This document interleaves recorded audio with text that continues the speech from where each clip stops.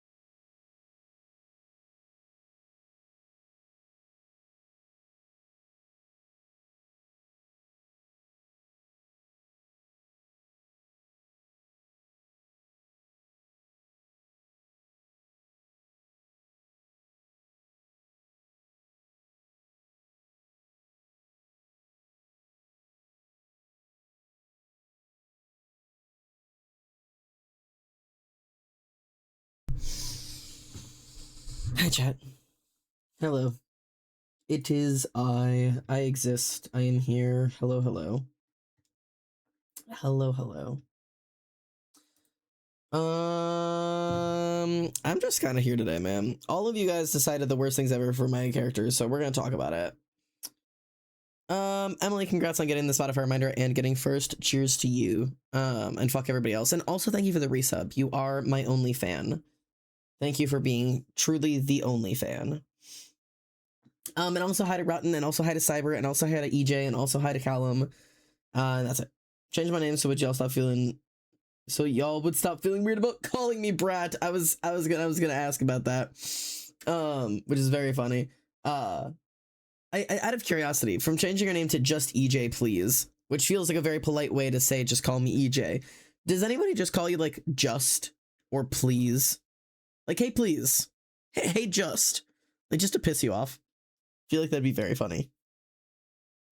I feel like that would amuse me. OnlyFans? Correct.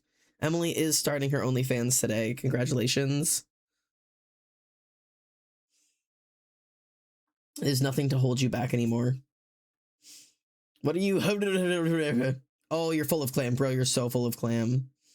DM me to sub to your OnlyFans, bro. I'm in. I'm so full of. I'm so glad you're so full of clam. Oh, I've lost my. How do I click? There. Hello, everybody. My name is Alexander. Welcome home. How are we? How are we doing? What is up? How full of clams are you? I'm gonna switch up my playlist. Cool. Turn this down a little bit so we can vibe. Is this an okay music volume for everybody? Drawing Ollie time, huge. Risa so. Rotten is neutral. Okay. I'm gonna be in a couple of places. Reese, are you watching Max today?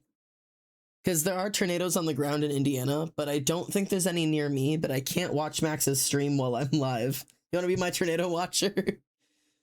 I can't show you guys, like... Yeah, it won't focus on the sky.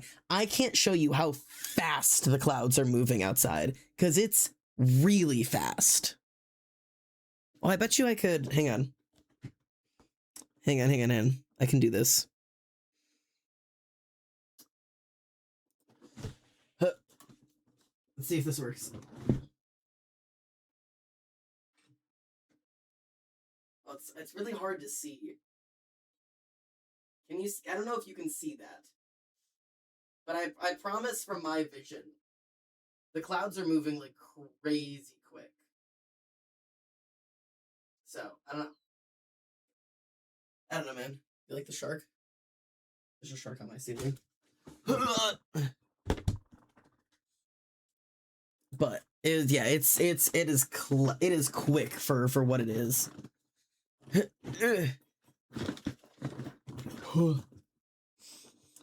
A lot happening with me. Glad to be here. Glad you're here. Hi, Arctic. Oh, sorry for the ads. Ads are probably playing right now. Why are these ads so long? Oh, when you come back, I can explain it, Rotten. I have 40 seconds left. I'll explain. I'm communicating to those in the ads. Why is Rotten not subscribed? Why? So I need to get a subscription over to you. I oh wait, I think I know. I gotta get a subscription over to you. You do so much art for me. You should be sponsored by the channel at this point. I'm like so honest. You're on the tail end. It's almost entirely clear. Cool. Okay, Rotten, you're free. Hi, Rotten. Welcome back. Ads got changed because of the way that Twitch is currently working. I'm just experimenting with it. We are currently running at 3 minutes of ad per hour.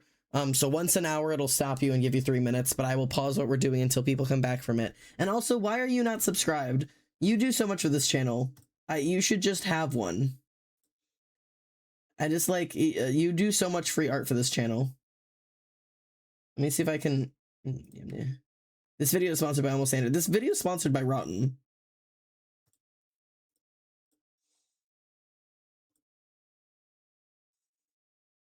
Let's see if that works. I don't know if I have the ability to do that. Ah, I do. Wonderful. Cool. Hey! Congrats. Thanks for all the art.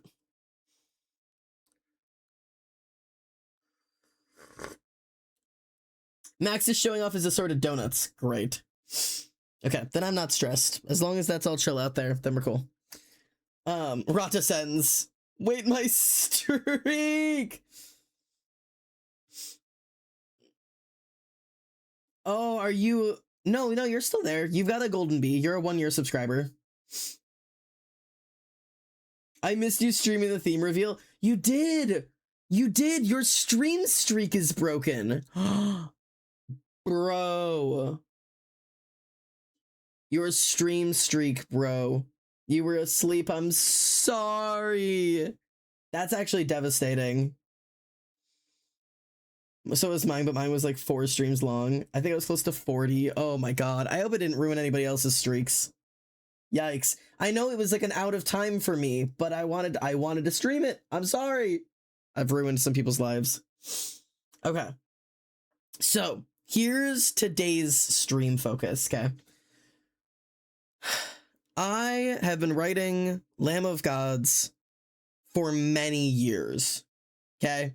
It has genuinely been years. And I am at a point, hi Allie, I am at a point where I am not excited about it anymore. I have thought about it so many different times. I have changed the lore so many times. I have changed people's roles in the story so many times. And at this point, the first draft is done. The second draft is halfway done at this point. And I have just hit a point where I'm so bored of this story. And I'm constantly struggling to find ways to be interested in it. And one of those problems is that I don't think Zadkiel is interesting. So I started asking about people, and I'm going to talk about that a little bit today. And I want to talk about Zadkiel and also the book as a whole. Specifically, for any of you who have literally any interest in Zadkiel or Azazel, because some of you guys have drawn them, some of you guys have seen an interest in them, the question I have for you is why? From a perspective of, you've not read the book, you don't really know much about these characters. If you guys like these characters at all, why? What is drawing you towards them? Because I need to figure more things out, and I think this might be a straight... How many people are here?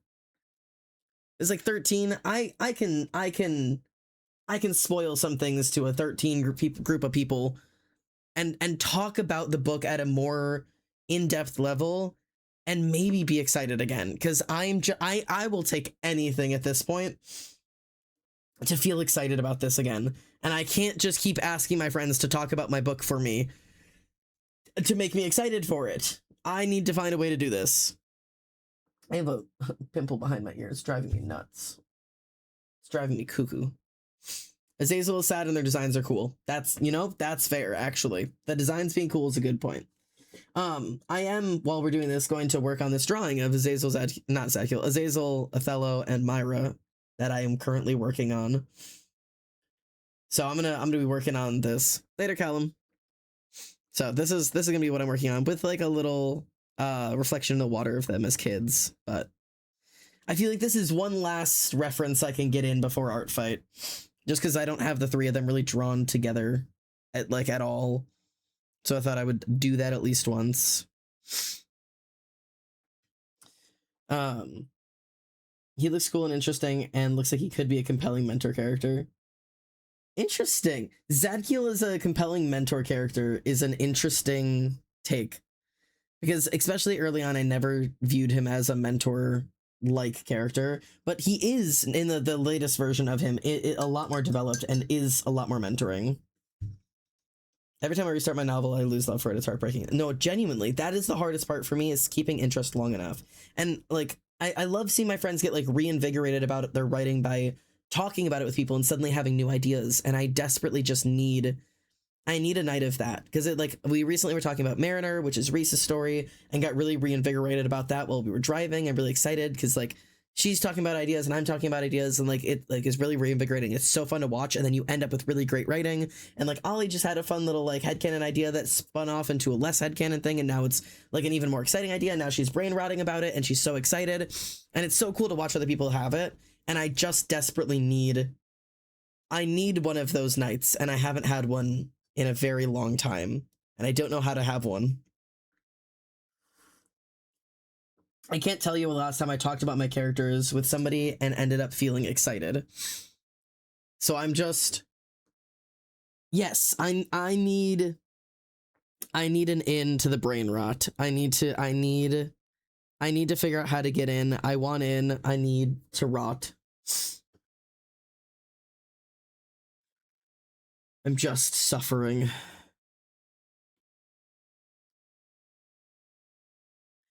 Didn't we do that in the car on the way from the airport? I mean, I wasn't there, I was sleeping. No, we were talking about Kane.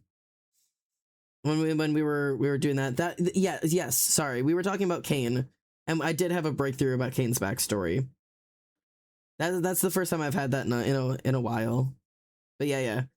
I won't discount that, because that was a really fun breakthrough. But that's also like, Kane is so easy for me to have breakthroughs right now because I'm not bored of him even a little bit. All I want to write is Kane. I want to throw Lamb of Gods out the window and abandon it just to write Kane all the time. And I know I can't do that. So I'm just kind of struggling to do just anything else.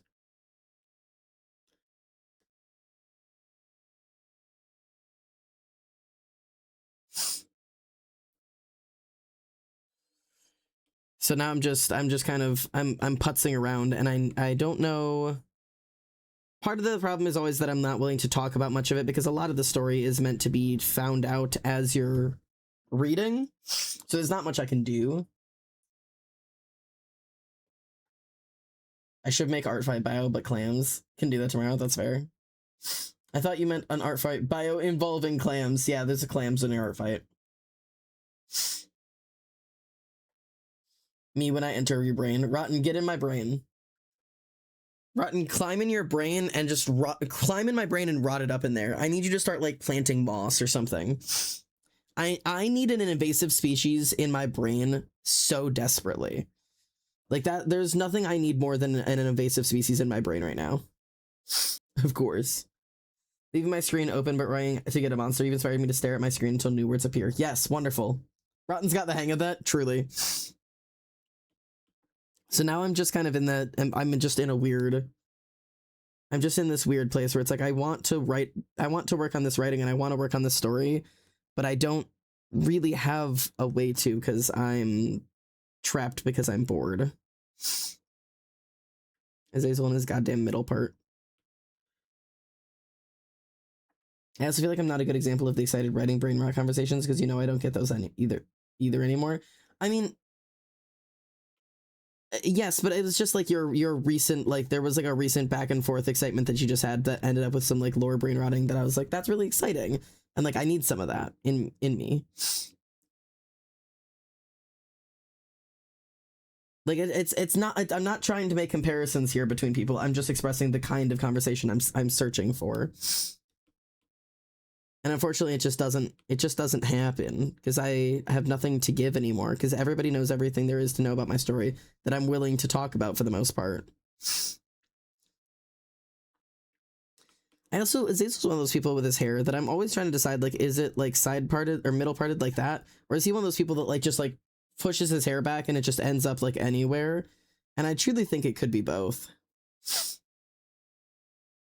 This is your conscience. Traumatized Zadkiel. Tragic this man. This is your conscience.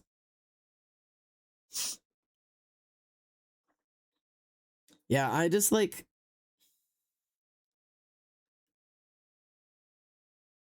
Yeah, I don't know.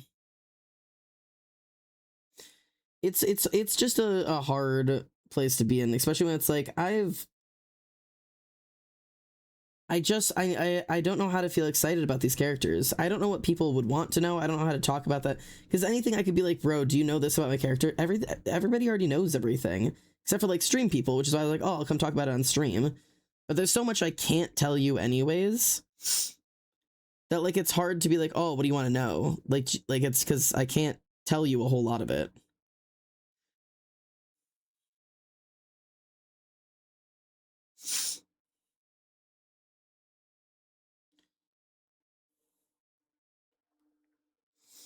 So I'm just kind of stuck in this like weird middle ground of like I want to talk about it, but nobody wants to listen.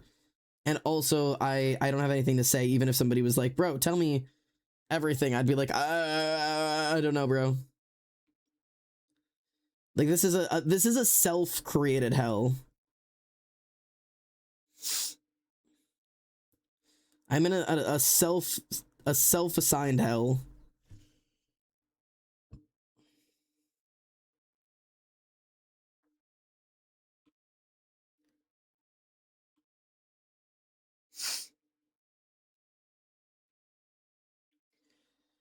Zadkiel's parents died in a car accident. This is your conscience. Kill Azazel. Perfect.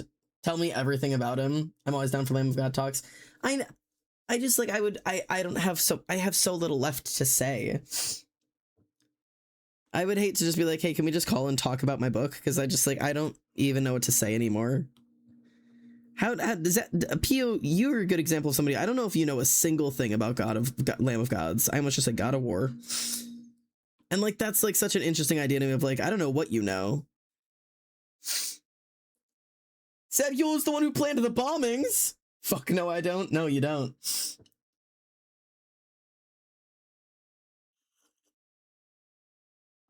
I don't even know if you know who Azazel is. Spoiler. Hey, spoiler alert for Lamb of Gods. There are no lambs. Zadkiel did 912. So, two rottens, two suggestions so far, which is traumatize Zadkiel and kill Azazel. Probably no to killing Azazel for the sake of traumatizing Zadkiel, because I feel like that would cause a problem in the story. But I need Zadkiel to be interesting throughout the entire story, and I fear that he's not. And the problem is, he probably is interesting to other people. I'm just bored of him because I've been writing him for years. And also, he used to be more interesting when the story was different, and now he's less interesting. When Zad tells Azazel it's about the weapon and the man, Lamb of Gods. Yeah, I'm just in such a goofy place. So my thing with Zadkiel, right? Zadkiel is supposed to be a pretty mysterious figure. Like, just in general. Like, that is, like, generally true. He's supposed to be kind of a mysterious presence. You want a weird little fun fact about Zadkiel? He hums. And I don't mean like he's humming with his mouth. His presence existing creates a sound that sounds like humming. Like, not like, but like the buzz of electricity. That's just him all the time. If he's nearby, you can hear him. Zadkiel's a data center. That's how Azazel like experiences him the very first time. Is the first time he ever like experiences like meeting Zadkiel, he just hears this humming coming from the distance and like looks over and there's just something glowing in the woods. That's how he meets Zadkiel. In case you were ever curious about how that happened.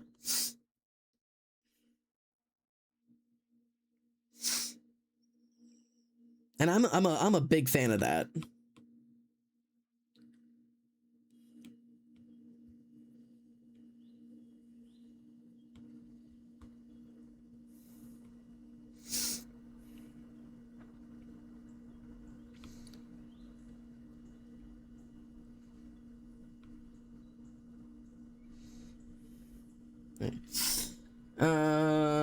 That's kind of hot. He sounds so fun with the buzzing in my ear always. Me putting Zadkiel in my room to be white noise when I sleep at night. Get in my van. That sounds fun. He better have ran the other direction. That's scary, Xander. It is. That's the thing. It is scary because Zadkiel's an angel. And I think truly angels are supposed to be kind of horrifying. Like, I feel like that's part of it because they're these like otherworldly things that we can't understand. Like there is a piece of like being an angel that I think is like it's supposed to be kind of horrifying.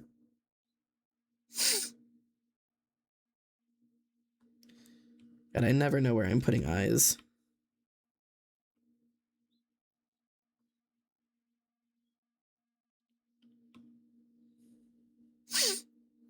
Zadkiel needs more eyes and strange geometric shapes. That is one of my problems with Zadkiel, is that he's incredibly hot and not very scary. And I think angels are fun when they're scary. And Zadkiel's just really attractive. And I've thought about, so what, I don't know if people know this as well. Zadkiel has two forms that you can see him in. You can see him in his angelic form and his human form. There are two. But in the story originally, his human form and angelic form, the differences are really minor. The only real differences are in his human form, he obviously doesn't have wings. And then you've all seen when I draw Zadkiel, I draw his scleras black. When he's in his human form, his scleras are not black. So like, it's really just a difference of whether or not he has wings and whether or not his eyes are black. And I think maybe an interesting thing to do would be to push his angelic form into something more intense so that the meeting of him is more intense, and also so that the difference between angelic and non-angelic is more significant than just like, oh, he looks the same, but his wings are gone, and also his eyes look normal. Like, maybe he does have some, like, really weird, extreme, like, other form. That could be interesting. I didn't think about that.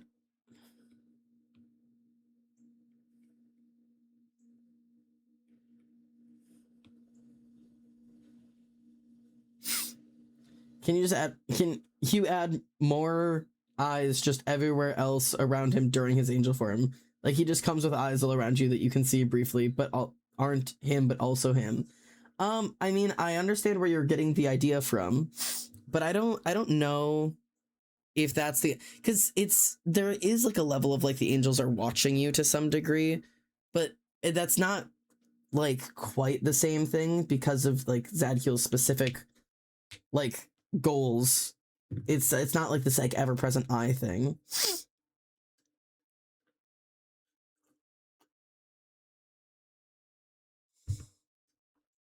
There could be a perception of angelic figures. I don't know much about the logistics of it, but if Azazel is trying to see beauty in the godly aspect because he's so confused, he first perceives Zadkiel as beautiful, but others that fear the heavens see him as much more grotesque, so his perception of Zadkiel also warps. Well, one of the ideas I originally had that I may or may not keep, I'll kind of, I'm still kind of hesitant on it, is when Othello and Myra see Zadkiel for the first time, they're not expecting to see him. Obviously, Azazel isn't really either, but Zadkiel can kind of determine who he reveals himself to. So when you first see him in the woods, he literally is just like as if a small sun was sitting in the forest. Like it's just this glowing ball of light, and it gets brighter until it like blurs at the edges and then takes shape into Zadkiel. And he only reveals himself to Azazel. And so Azazel is speaking to Zadkiel, but to Myra and Othello, he is literally speaking to just like a ball of light.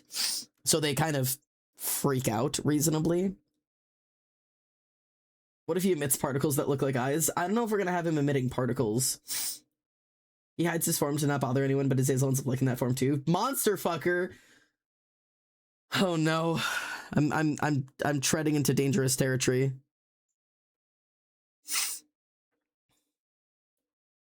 We've slipped into the monster fucking territory. It's good territory to be in, but it's dangerous. Boring, but maybe his freckles twinkle like stars in angel form. In human form, they're just subtle little dots. That'd be really cute if they flicker. Melodar gold markings, and they hurt.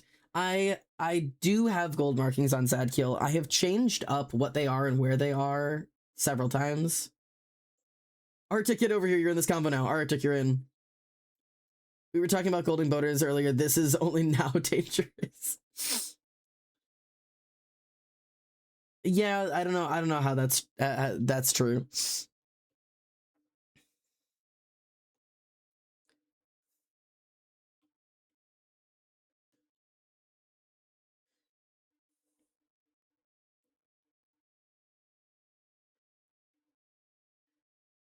Something I'm really interested in this piece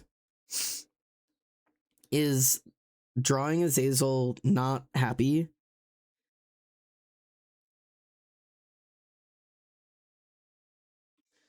Because I don't do that very often. I mean, I do, but like within like the space of the canon. Like he doesn't get to like sit around and be sad very often. He's kind of has to be happy all the time. Because that's like part of like his like representation in the community. But getting to be around Othello and Myra, he can kind of do as he needs. But having Othello and Myra looking like wistfully off into the distance, like fairly happy, and Azazel like gazing longingly down at the pond means a lot to me. Because like both of them are looking off towards like better things, and Azazel's just kind of stuck in what was. He's the only one touching the water, like because he's the only one still kind of stuck in the past. These three mean a lot to me. He's so alone. He's so alone, Ollie. Like, I know he's sitting with people. You're sitting with the people who literally love you the most, but you're so fucking lonely. And both of them are sitting in very, like, open, like, positions, and he's so, like, wrapped up and curled in on himself, and it's just... It means it's important. I care so much about these three characters, and then I can't find a way to make myself care about Zadkiel in the way I care about these three. I, honest to God, could write Zadkiel out of the plot, and I don't know what to do. Characters who are most alone with other people, genuinely. Azazel feels more alone the more people he is surrounded by, just because of the more people he's around, the bigger this divide between him and everyone around him. At least when it's just him and Myra and Othello, they are all part of this church in a very intimate way, and they all know the truth of what's going on, and they all like are facing this together to some degree, even if Othello and Myra can't really understand what he's going through. They're going through it with him to some degree. But like the more people he's around, if Azazel's around 20 people, the divide between him and the people with him is suddenly so serious. It's like impenetrable. See, Reese, this is why I'm talking about it. I love you to death, but if you think you can write Zadkiel out of the plot, you might have to kill your darlings, my friend. That's the thing. Is like I nearly could, but almost can't. Because like there are parts of the plot that he needs to serve. And I don't know if they could be served in any other way. Because I like, there was a period of time where I almost wrote Zadkiel out of being an angel. I was like, maybe it would be more impactful if he was just a human person from like a nearby town. And like, that's what changed Azazel. And like, maybe it would be more human and more connection if it was just a human and not this human and an angel. Like, there's like maybe that would be the thing that I need to change this. And it felt like a really good answer, but it's also not quite the answer, because there is pieces of this that require him having, yeah, like some form of godly intervention and this connection with something above him that is like an important part of his discovery. But like, Zadkiel needs to have a purpose other than just being a MacGuffin. I need him to not be a sexy lamp. I fear he is currently a sexy lamp. You could replace him with any other sexy lamp and it would be the same. He could be any other unnamed angel and it would do the same thing, except it wouldn't. But why? There's the problem. Zadkiel could be any other angel except he couldn't. Question mark. Why? Why Zadkiel? Why does it work with him? Why can he connect with Azazel? Why can he? Because is it just that he's an angel? And that like Azazel is just willing to listen to him because he's willing to listen to an angel? I don't know. That's where I'm stuck. Why can Zadkiel do what he does? Why could it not just be any other unnamed angel and it wouldn't matter? A burning bush. There's movement outside. This is where I get lost in the sauce. And like, I have some reasons why it has to be Zadkiel, but again, I don't think he is he is not solidly enough developed as a character for me to be like, yes, I understand Zadkiel really well. I understand what he does. I understand why he does it. Like Myra and Othello and Azazel, I understand what they want out of life. I understand what they would do if given circumstances. I understand how they do it. He needs more direct ties to the deeper celestial things that go on in the background. And I have some of that. I'm curious as to what you mean, the deeper celestial things that go on in the background. Because if you're talking like what I think you're talking about, like all the late game stuff, I've got him pretty tied into a lot of it, but not all of it. He's pretty deeply entrenched in it. But it's early game that he's not... Like, if he's... My problem with him still is if I take him and pluck him out of the plot, he loses his shape. If I put Othello in a college AU... Let's talk college AU, everybody. Yeah, y'all write college AUs? I never have. Emily has. If I were to take this entire cast and put them in a college AU, I know what Azazel would look like. I know what Othello would look like. I know what Myra would look like. I don't know if I know what Zadkiel would look like. I think I do to some degree because I started writing it once. But, like, it means something to me. I generally don't think this matters as much as you do. But it does. Because, like, knowing that is what makes me capable of writing him in a compelling way. Like, if I didn't know who Azazel was, I wouldn't know how Azazel would react to things. Because there's, in a weird way, D&D makes this really clear to me. In that there's understanding your plot and what your characters need to do for plot. And then there is understanding who your characters are and how they would react to situations, even if it doesn't benefit the plot. And that's where my good writing comes from for so much of it, is like when I get upset of like, oh my God, my characters are supposed to do this, but they've gone off the walls and now they're doing this completely different thing. That's because I understand them. Like, I understand them in a way that I, like, when I was writing Embry and Jace, I would have them set up to have a fight and then, like, supposed to recover. But instead of recover, the fight would shift and suddenly somebody would say something that they weren't supposed to, and then somebody regretted it, and then somebody stormed off, and I was like, that's not how the scene was supposed to go. But I understood these characters so well that I knew that even if that wasn't how the scene was supposed to go, this is how they would react, and therefore I just have to commit and follow that line. I have to follow that. Do you want me to write you a one-shot? I don't. Yes. I have no idea how you would do that.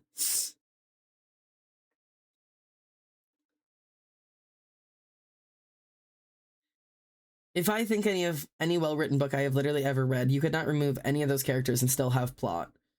For TV shows, sure. For characters made of archetypes that are easy to follow into AUs, for fandoms that just work well for fanfiction, but no character I've ever read in a book is worse because they're defined by their circumstances.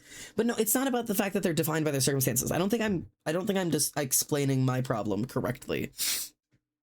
My problem is that I do not understand him deeply enough as a character. When I say remove him from the plot, like, I just need, like, I need to understand him as a character to understand how he makes decisions. Like, when I am working with Azazel in a scene and I'm writing a situation, I understand him enough to know how would you react to this thing. I know what your childhood was like. I know what your teenage years were like. I know how you feel about this specific trigger. I know how you would react, even if it doesn't serve the plot. And Zadkiel only ever shows up to push plot forward and leave. Like, I don't understand how he would interact with a problem in a way that feels true to his character and isn't specifically plot serving. A religious themed one shot and you just have to be Zadkiel. You are Zadkiel, figure out his personality and drives. Huh. This is your AU. Maybe you have to bring like the modern AU. Okay, then write an AU. Huh. A personality and an AU and transmute it. Maybe that's the answer. What kind of AU are we writing, y'all?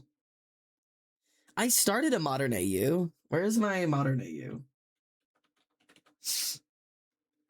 I have a... I don't know how to find it.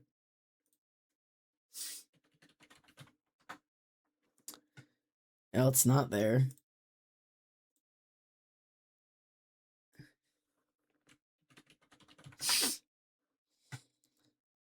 What is this? Oh my god. Okay, so I searched Zadkiel and it came up with like 20 documents. Just for reference. All of these documents have the word Zadkiel in them. I have something called Zadkiel Thoughts. Yo, this was me trying to come up with a backstory. Yeah, that's all a mess. Oh, it's modern logs? Why do you know this? Modern logs, there you go. Burger King AU. I'm on it. I'm waiting for you. I have an evil team is good and good team is evil AU. Oh, hi, Ollie. Ollie is on the document. Hello, Ollie. She is, I can, there she is.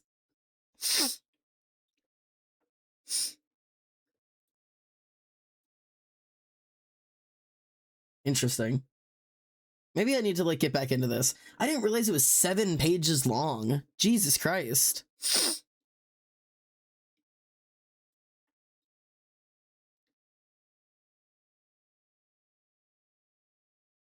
This is in this modern AU, Arctic, you think your AU is odd, or Rotten, you think the Burger King AU is odd. This is the AU where Azazel is working at a soup kitchen funded by the church, and Zadkiel is a homeless veteran. Cause I don't know. That's just because that's what the AU was. It's the homeless veteran AU.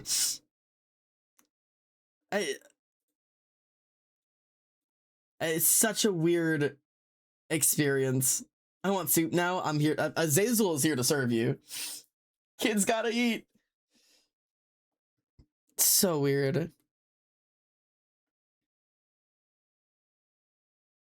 No idea how you had those specific thoughts for those specific characters. I'm gonna be honest, if you knew the lore when I originally came up with the lore, it makes a shit ton of sense.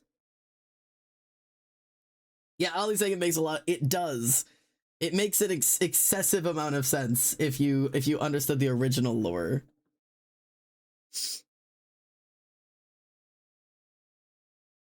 Cause okay, fuck it. I'm just gonna talk earnestly because I don't care at this point.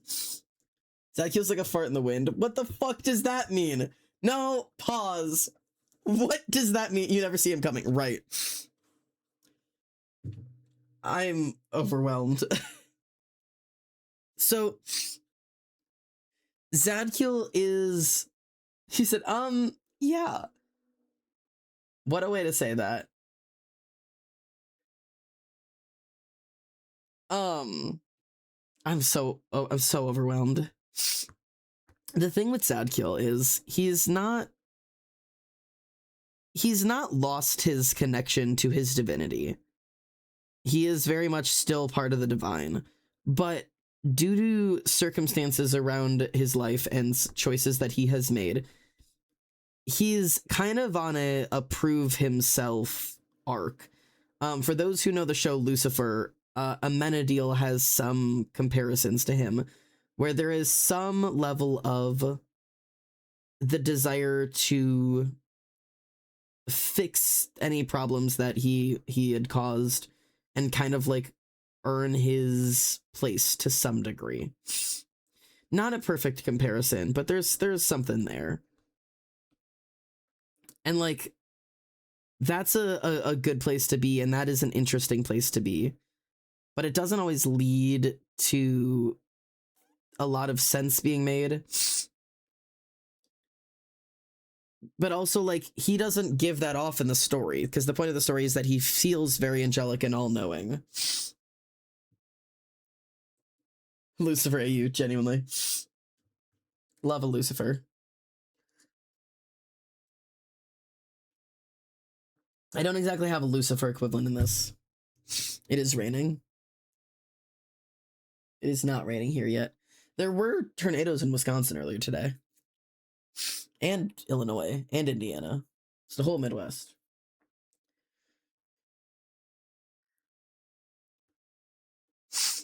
Okay, I think...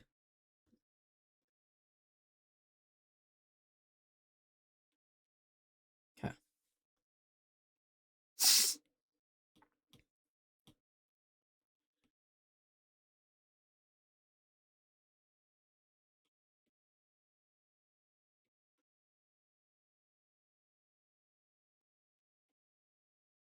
I don't want it quite that intense.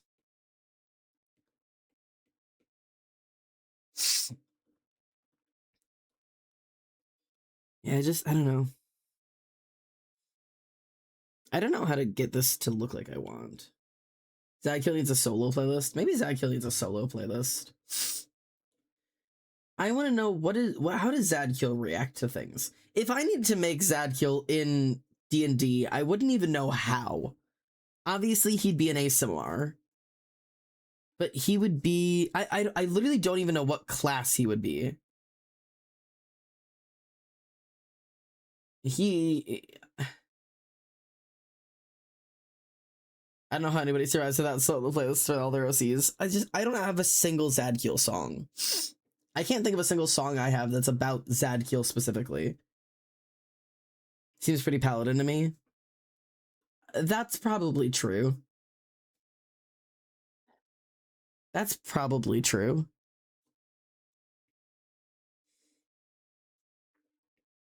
It's weird that I wouldn't immediately be like, yep, paladin.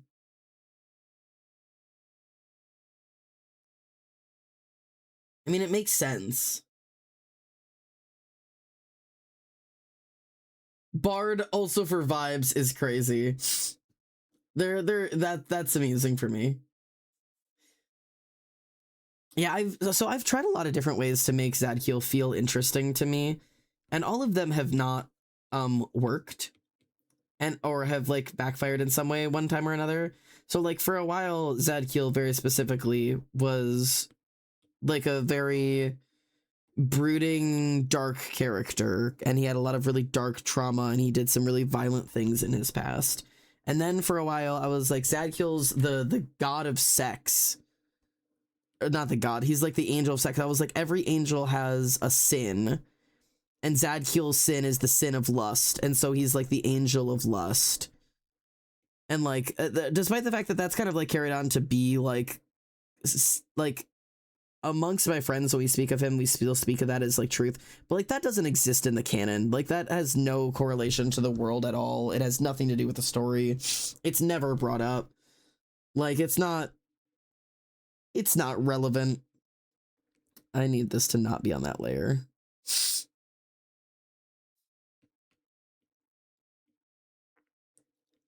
Get dominated. Yes. Meow. Hi, Tyrio. Sorry, I'm busy lamenting about my books.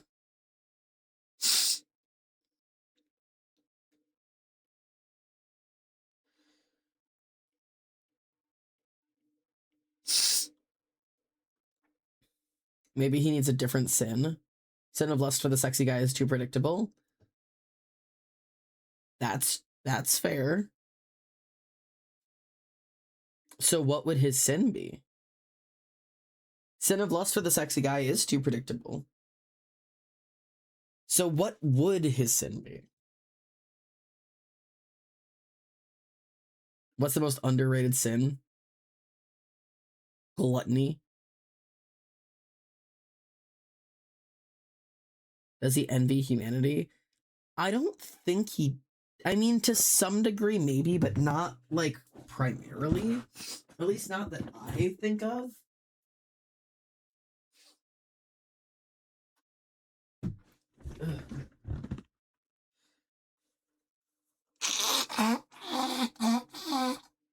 Oh.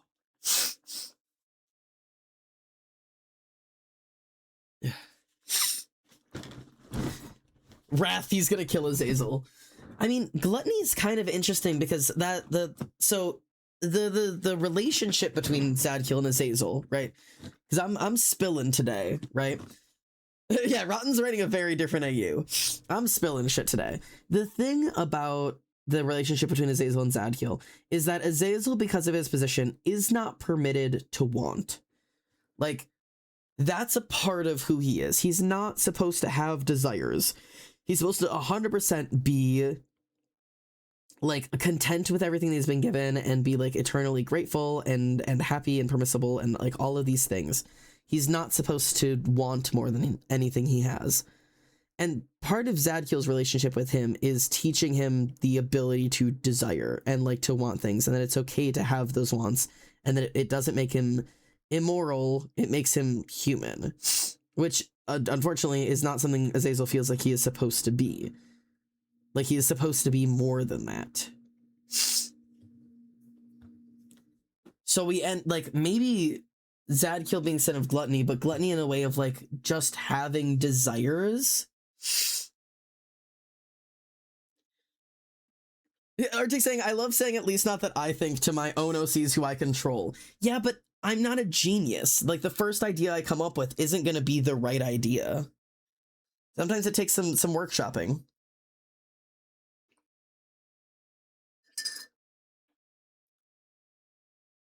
Greed. He wants to push Azzy too far. Calling him Azzy is really cute, by the way. Hey, Ollie immediately saying Azzy. Azzy is really cute. I've never heard anybody call Azazel Azzy. That's really cute. Siren and Azazel are tight as hell.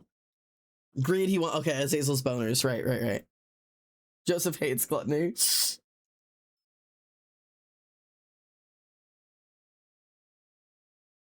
My dad would hate this. Which one of those is more...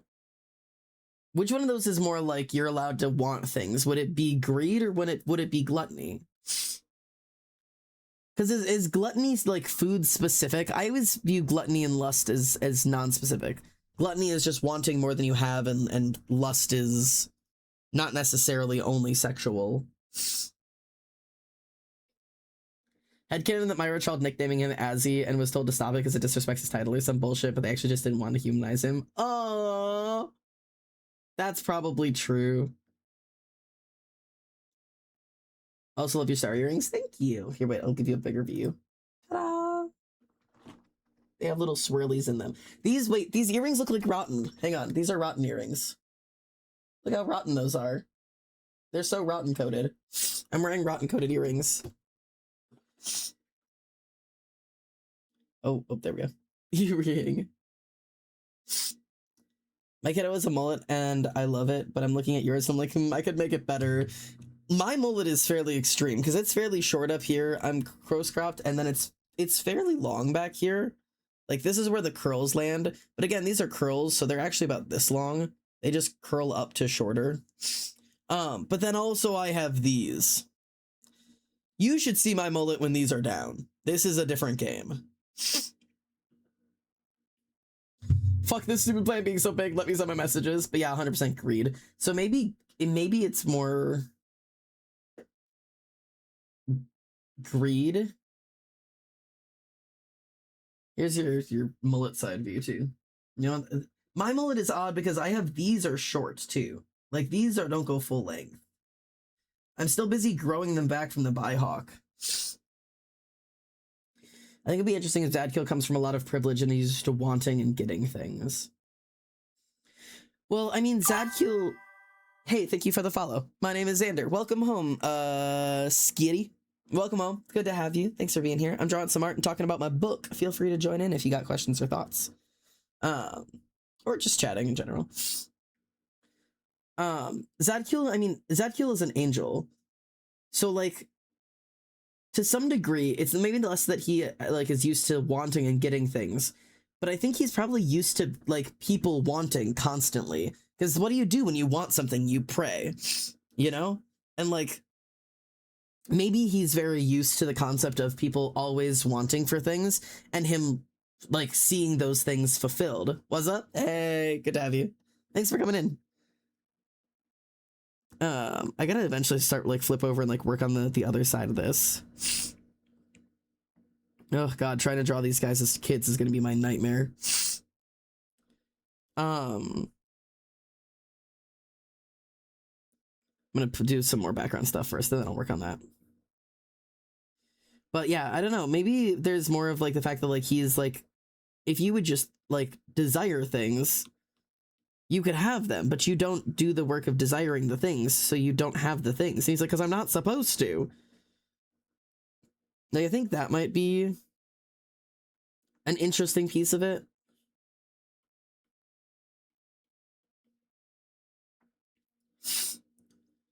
If you wanted him to be gluttony instead of greed, he could indulge in the offerings of prayer that make him wealthy in material goods and blessings and such.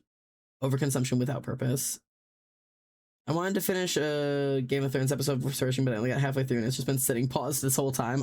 Listen, I'm sorry I'm keeping you from Game of Thrones. You're welcome to get back to that if you need.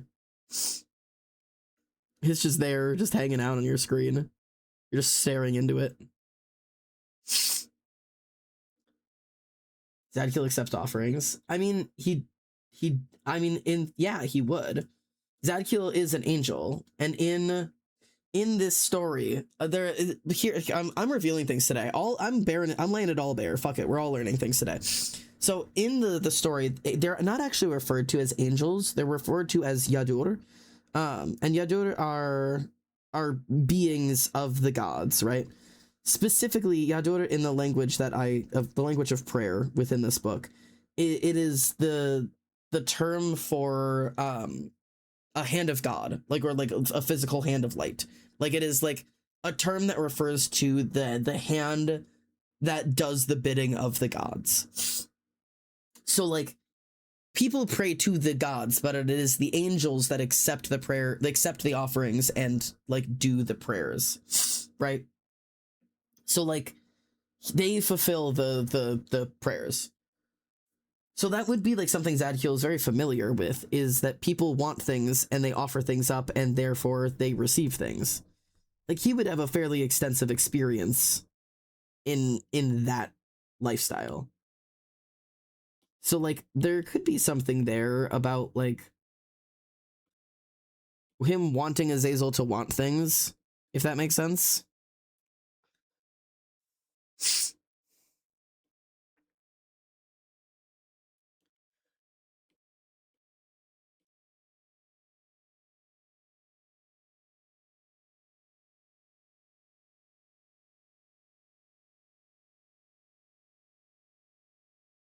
Just fucking around with these trees. I'm just trying to get like some kind of like color ideas down.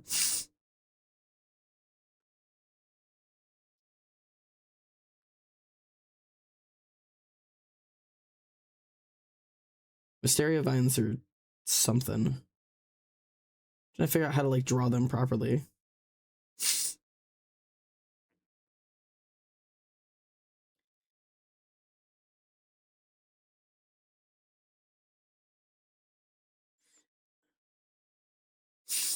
I need to stop sonicking and draw Ollie. You can do whatever you want. Mustn't. Chat, how does one do? I don't know, freak. I just don't know. I'm gonna pick a new part of your name each day and just call you that.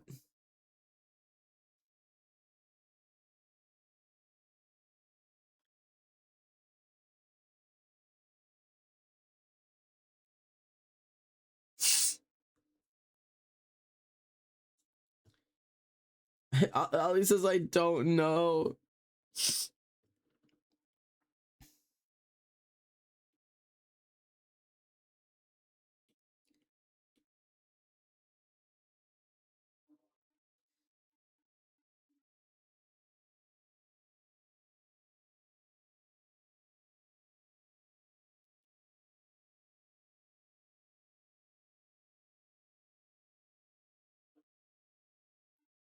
Ugh. Okay. I sigh. Great question. Can't give you an answer. Yeah, that's kind of where I'm at. I tried making Olive an art fight bio today. Wait, that's so much fun. I'm gonna have to do art and report back then, I guess. Yeah. If you want to study how to do art, figure it out for the rest of us.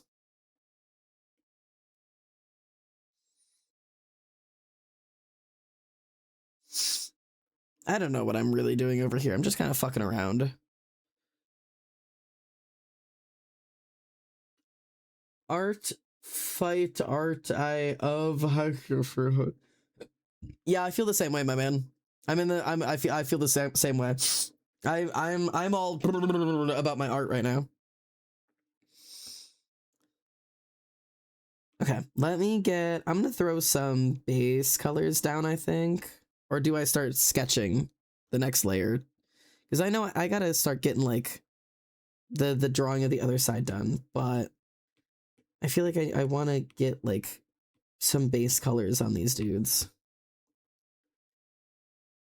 I also haven't decided what level of art this is gonna be.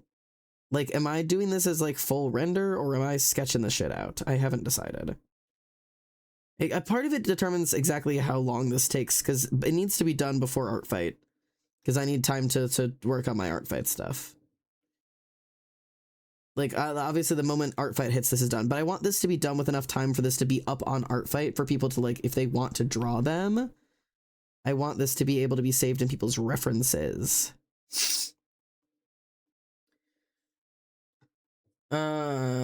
Can I be pissed about something for saying my family member cut down most of the wisteria? Arctic, do you know what all this is? It's wisteria, bro. I will say, wisteria is severely invasive. So, like, I don't blame them for cutting a shit down of it. It is gorgeous, but it is severely invasive. It's as bad as bamboo is.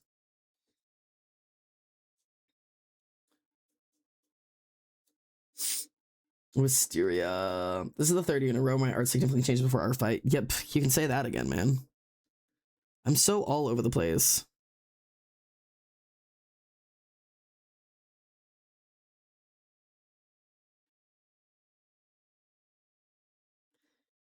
Like, I never know what my style is going to be for art fight until it, like, is actively happening. And I'm just like, well, that's what my art is this year.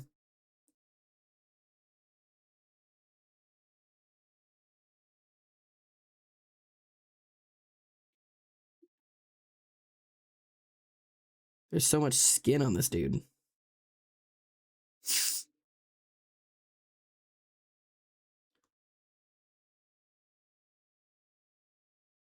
I do like one of the deeper colors first, and then we'll work from there. Well, let's do like a medium.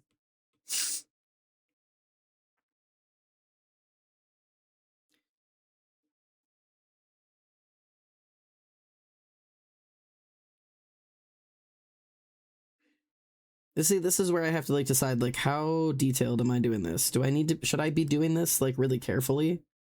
Should I make all these different layers? I kind of want to do this just like semi-simple and just kind of let it be kind of sketchy.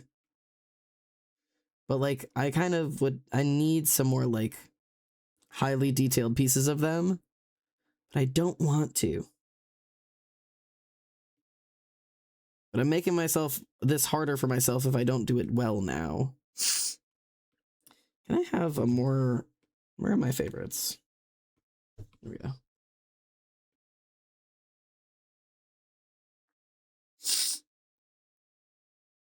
I just need something with more control here.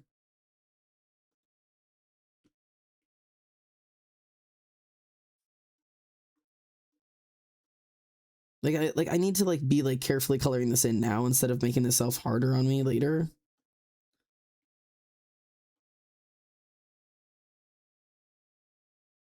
Like I should just take my time, but I don't want to. I just want to like have this little like thing done.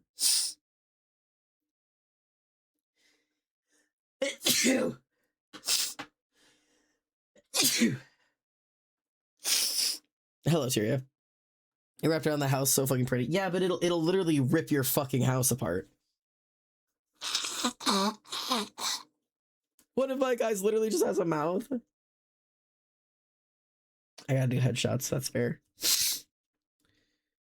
Why do characters have to have backstories? I don't want to write this shit. Yeah. Never did I think messy art would be my thing. Neither did I, but good to have you. I'm enjoying this rain so much. Still none for me. Tyrio, you love backstories. I love humans. Hi, Xander. Hi, Tyrio. Never write and edit in the same go. I tell myself as I do exactly that. No, genuinely. Every time I'm like, it's time to write, you know what I end up doing? Fucking editing instead. Because I'd rather be editing. I'd rather be editing because I want to be done writing. Okay, I feel like I was onto something though. I'm trying to wrap back around to Zadkiel and Greed here. I feel like I was onto something and I need to lock into it and follow it to the end. I just don't know what the end is. Zadkiel is greed, right? There's a connection to that thought then. Zadkiel is greed and want because he's an angel and because he's used to these things. And because he's used to seeing and experiencing. Maybe he's not just like the angel of greed. Maybe it's that he thinks greed is maybe the truth is that all sins are human. You know?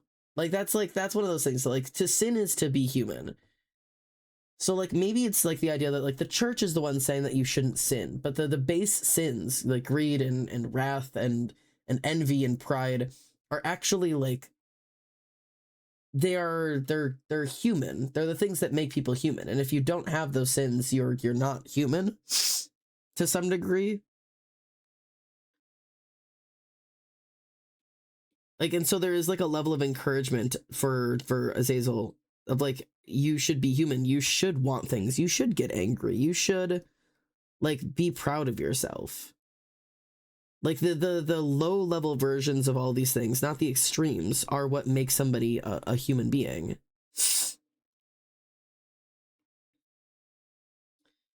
Maybe angels don't have access to those things. Like maybe it's impossible for angels to experience like the healthy version of these sins. Like, can angels feel pride? Can they feel lust?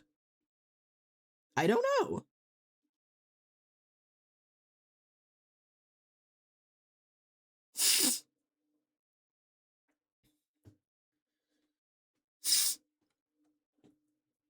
Zadkiel is all sins. He's done all of them, but he doesn't want people to know. But they will because he knows what it's like to be human. Don't be boring, but don't overdo it. Yeah, that's an important thing to do. Zadkiel is greed. If Zadkiel is greed, there's an interesting path with him convincing Azel to want, but it goes too far and ends up convincing Azel more than anything else that he's being selfish by trying to get out. Progressively moving away from the idea of this perfect angel by progressively getting angry or wanting or loving or anything. Oh, we're pausing. Okay, everybody is on ads. We're gonna pause to just talk to those of you who are not ad watchers Hey, non-ad watchers, how are you guys?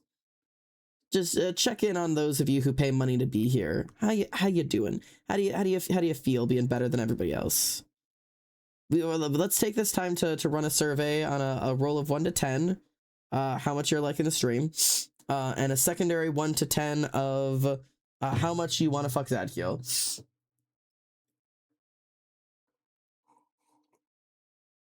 Don't specify which number is which. Just start shouting numbers out. 2.3 stars. Okay, I'm taking. Perfect, good.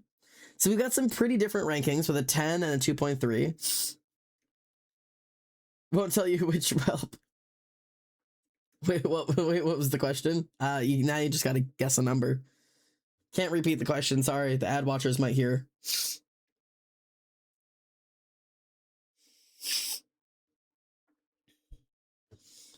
I need to erase a little bit of Zadkiel, or not Zadkiel, Othello over here. I've been thinking about Zadkiel too damn much. There we go. I don't even want Zadkiel like that. That's 3.14159. That's fair. That's a fair answer, I think. Feeling 9, leaning 1. Ah, right, of course. He's too godly. What do you mean? Ali doesn't want a godly man. Pi or perhaps E. I'm feeling very pi squared today, you know what I mean? What was the question? Can't tell you. Or a secret third option. I like my man gruff and dirty and sinful. I don't think I have anybody in this story for you, I fear. I changed my score to 9.1. Maybe I need to figure out Zadkiel's Enneagram. That would cure me, wouldn't it? Surely that would cure me. I don't know anybody's Enneagram in this. I do. You're a 2. And you're an 8. And you're a 4. And that's it. That's what I'm doing right now. That's fair. Twitch wants me dead. I'm so sorry. I've done it for all my OCs. I don't take the test as them. I just know them well enough to assign them. Take the Enneagram test as Zadkiel only takes several hours. Yeah, I don't need to take the test as them generally. I know the Enneagrams well enough that if I know the characters well enough, I can just assign it. I just watched one of my OC's Enneagrams change before my eyes. Genuinely, it's horrifying. Sitting and staring at questions. I don't know the Enneagrams. I can help. If you just tell me about your characters to a certain degree, once I know a little bit about the characters, it's not hard to do. I do it to everybody that I meet. Like, I had hung out with Ara maybe a total of like 10 times before I was able to crack their Enneagram, and I read them for shit. Kieran's not a type 2. What is he? Is he 7? You've been talking a lot about that kind of vibe recently, but I don't know if that's true either. What is he? Is he a 4? Eh. I don't know. It'd be interesting. I don't know Enneagrams well, so I do the tests. I can always tell you about them. Are we doing soul reading but with characters instead of people? Yes. Xander, quiz says 5 wing 4. What does that mean? 5 wing 4? God, that's just so sad. You're so lonely. I don't know if that's you or but whatever, but for 5 wing 4, violently lonely. Both 5s and 4s have this like desperate disconnection from the world. Reese, you're a 5. I think you're also a 3, but you're a 5. I'll have the convo with you at a later date. Okay. So 5s are these like really desperately disconnected people because they want to take the world around them apart to better understand the world, but get very violently defensive when they start getting taken apart themselves. They would rather take the rest of the world apart than be understood themselves because there's something deeply integrated that they don't like and aren't comfortable with. And then 4s are the kind of like hopeless romantics of the world, where they are convinced that there is this like, there is supposed to be greatness out there. Like there's supposed to be beauty and there's supposed to be perfection in the world. But it just doesn't exist anymore. And if it does exist, it doesn't exist for them, or they can't find it, or whatever it is. So this is constant wistful yearning for something different and something better. So when you are type 5 leaning towards type 4, a lot of that is probably coming from you're wanting to take the world apart, but every time you do, you keep finding not what you want. You keep finding, like, what you keep finding when you take the world and the people around you apart keeps disappointing you, and you keep, like, probably pushing people away and challenging them in ways that make them uncomfortable and make them remove themselves from you, and it keeps proving right this idea that the world has lost its goodness. And you're also afraid of anybody ever taking you apart because you fear they would find the same things there. That, like, you really are as disjointed and broken and messed up as the rest of the world, because everything is, and that's just the reality of it. That's 5 Wing 4. Goodness gracious. Cheers.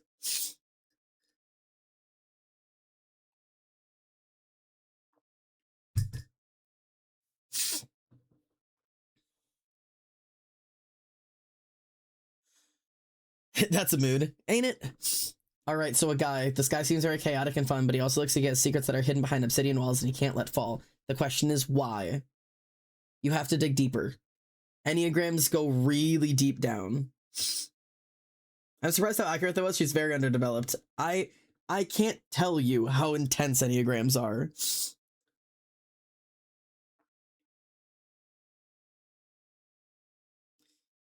I know why, but lore spoils. Okay, well, you don't have to go too in deep, but so remember, Enneagrams are built off of childhood traumas. That's the truth of Enneagrams. Anytime you're dealing with an Enneagram, you are dealing directly with childhood trauma to some degree. Sorry, I'm grabbing a reference really quickly. Actually, no, let's keep working on this part. You can't have Enneagrams without the childhood wound, essentially, right? And whatever your Enneagram is decided in childhood, because it is how you learned to survive in the world and how you learned to receive love. That's what Enneagram is. Classical or instinctual, those are two different tests. Classical is going to give you your number and your wing. Instinctual is going to tell you if you're social, sexual, or self-sexual or social. I want you to dissect all my SUs now. I won't make you. You can give me numbers. So Myra's a 2. As a 2, Myra exists in a world in which she gives love to receive love, right? So she's under the understanding that the more love that you are capable of giving, the more love you are capable of receiving. And she's convinced that if you just give enough love to other people, that eventually it'll make you yourself feel more loved and more whole.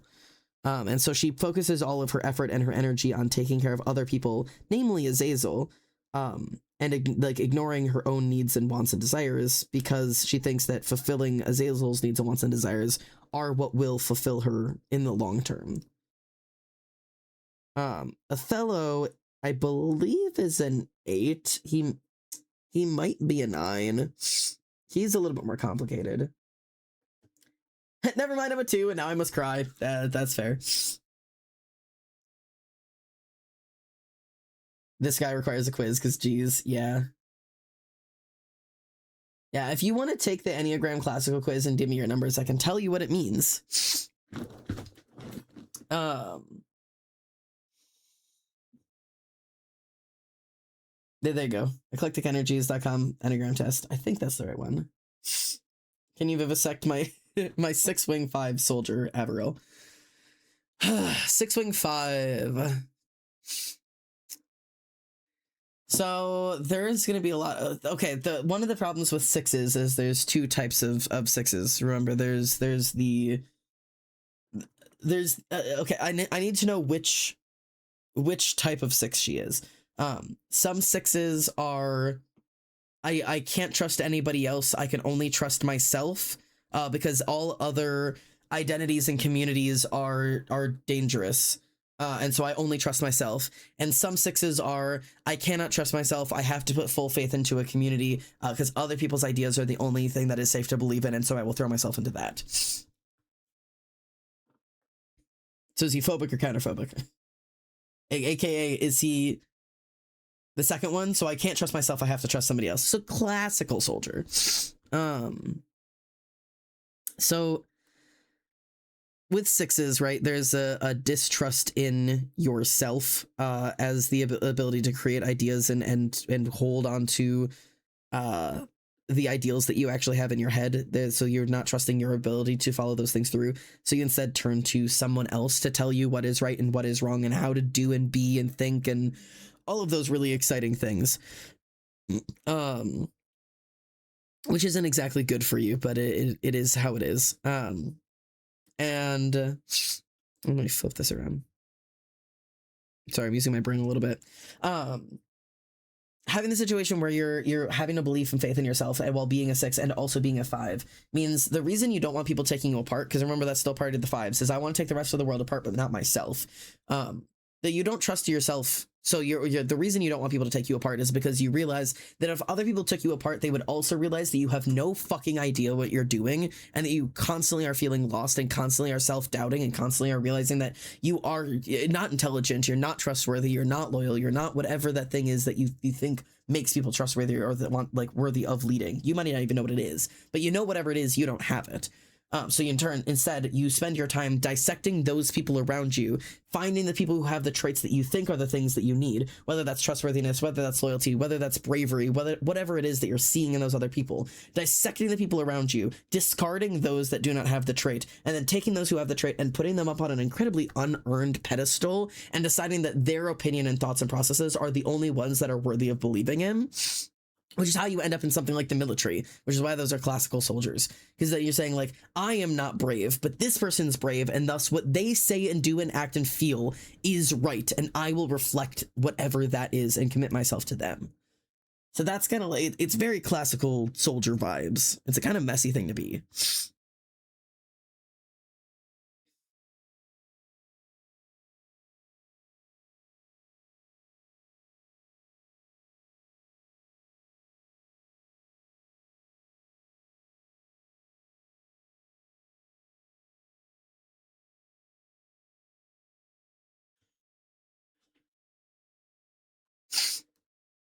Yeah.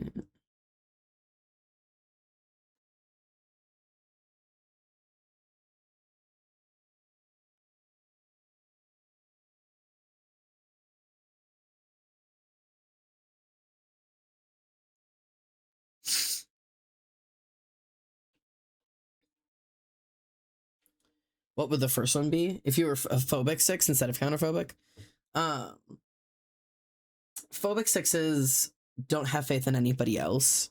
And so it's kind of the opposite of what I was just saying, where you believe that you have a trait that no one else has, whether that is bravery or honesty. That's a pretty common one with phobic 6s, is that they view themselves as expressly honest, or again, whatever that trait is. I'm just using honesty as an example, that they are expressly honest. They would never lie. They would only tell the truth. They would never deceive somebody. And so they use every example they have possible to expose other people and systems around them as dishonest, as untrustworthy. And so they would never trust or believe in anyone else because only they have this good trait. Everyone else is whatever. So there's this, like, whether it's honesty or say it's bravery, that you're the only brave person, everyone else is cowards. And if you put them to the test and watch them long enough, everybody would prove themselves to be cowards. And thus you only ever trust your own instinct. You would never trust what somebody else tells you to do. That would kind of go the other direction. And remember, I'm not an expert in all of this, so a lot of Enneagram is perception. If you're like, man, I did a lot of research into this and that doesn't sound right, everybody's perception of it is a little bit different. I've done years of research on this. I've been researching it since like 2022, so I know a lot about it, but I also, a lot of it is based off of my own interpretation of each of the types. And also a lot of it is based off of the book I read from the 70s. 8 Wing 7. 8s are complicated. 7s are not. 8 Wing 7. Combining those feels difficult.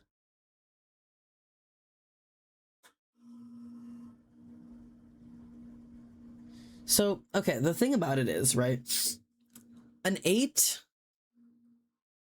So if that's what you did, I'm going to expose some Vexlore here. You don't have to confirm what is true or not, but let me take you apart really quickly. 8s were hurt as kids.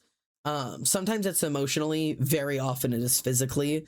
But whatever it is, eights are not formed by lighthearted adventures.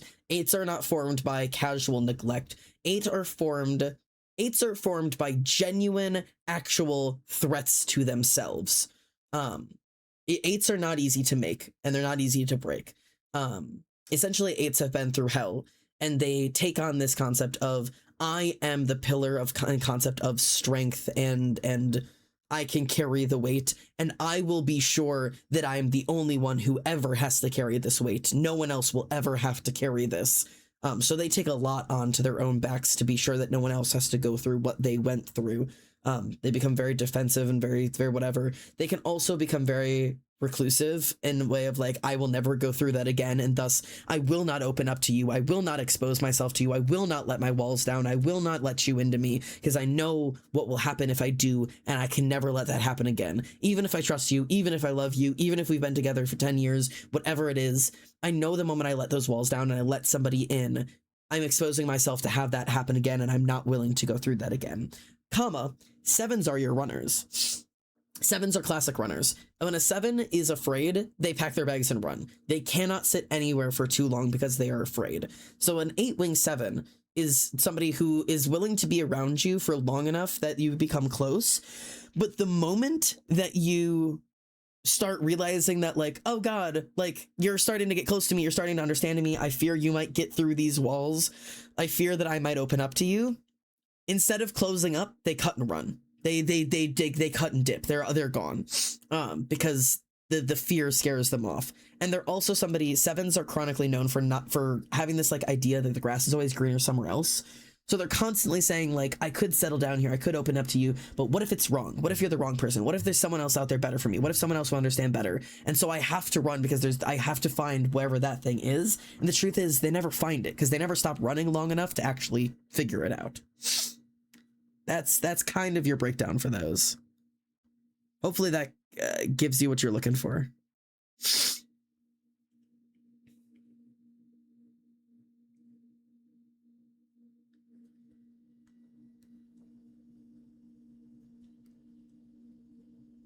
Oh, I talked too long and I paused my music.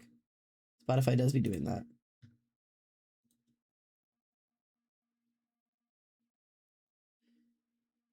This is shockingly accurate. Oh God, Jackson 8. Oh, my poor OCs. Vex, baby. Vex is for sure an 8-wing 7. Well, now we know a whole lot more about Vex. That's for sure. That's a really rough thing to be. I think this is the same as last time, but I got a 2-wing 3 this time, though. I noticed that 4-wing 3 is the runner-up. 2-wing 3s I know for sure. Tyrio is in the how can I love you the best Olympics? That's what 2-wing 3 is. That is the how can I be the best friend ever Olympics. And your literal entire concept of self-worth is your ability to be a good friend. That is literally the definition of a 2-wing 3. Beathan's also a 2-wing 3. All right, let me take you apart a little bit. There are 2s and 3s are fairly simple in terms of how they discover love. 2 gets love by taking care of other people. 3 gets love by being the best. Doesn't matter at what, just whatever it is, you gotta be the best at it. So 2-wing 3 means you have got to be the best person for this other people. You gotta be the best lover, you gotta be the best friend, you gotta be the best teacher, you gotta be the best daughter, you gotta be the best mother, you gotta be the best whatever the fuck it is, you gotta be the best at it. And if you are at any point an even semi-sub quality friend, it is genuinely detrimental to your mental health because you are failing as a human being and are morally wrong for it.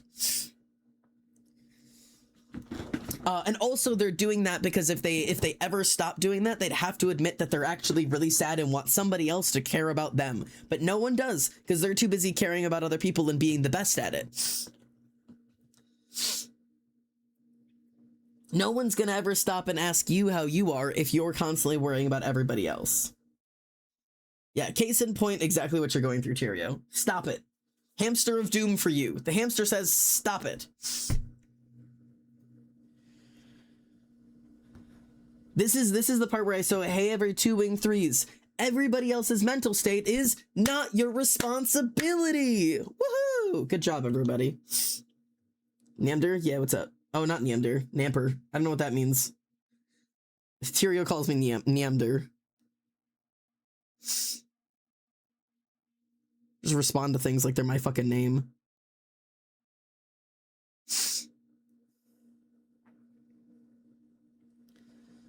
Oh, hang on. I'm doing this wrong.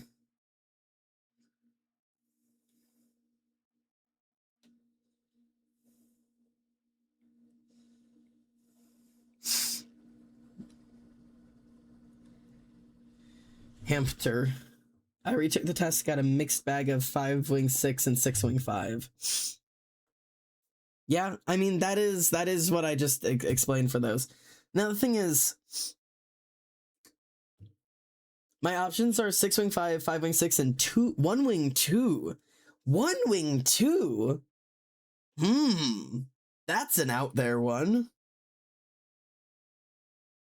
No, I could see some 1 in you. 1 wing 2 feels a little strange, but I could see it. So 1s are your morals, right? 1s are your moralities. There is a way to be good and a way to be bad. You want to be good, you fear being bad. That is like, I smell rain. That is the definition of a 1.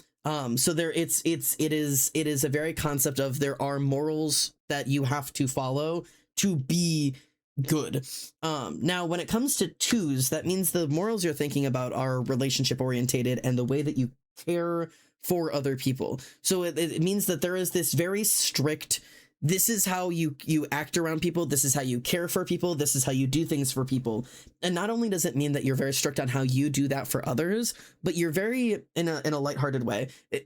The 1s are very judgmental and are very harsh as critics for themselves and others. It's very harsh internal critic, and it also becomes very externalized of like, this is how you are supposed to do this thing, and if you don't do it, fuck you, and if I don't do it, fuck me. Like, you hold everybody to the same standard, but that standard is very intense. And when other people fail to live up to the standard that you're holding yourself to, it creates a shit ton of resentment. Like, because that's one of the major problems with 1s. When 1s become unhealthy, is that resentment builds because they're holding themselves to this standard, but because it's some invisible made-up standard in their head, no one else is holding themselves to it, and so they're like constantly stressed and overwhelmed with like, but I'm doing this and I'm doing this and I'm doing this, and why is no one else doing it? It's because you've made this standard up for yourself and no one else is going to be doing it. Like, that's where 1s fail and start to come into like very internal critic breakdown and like turn it around.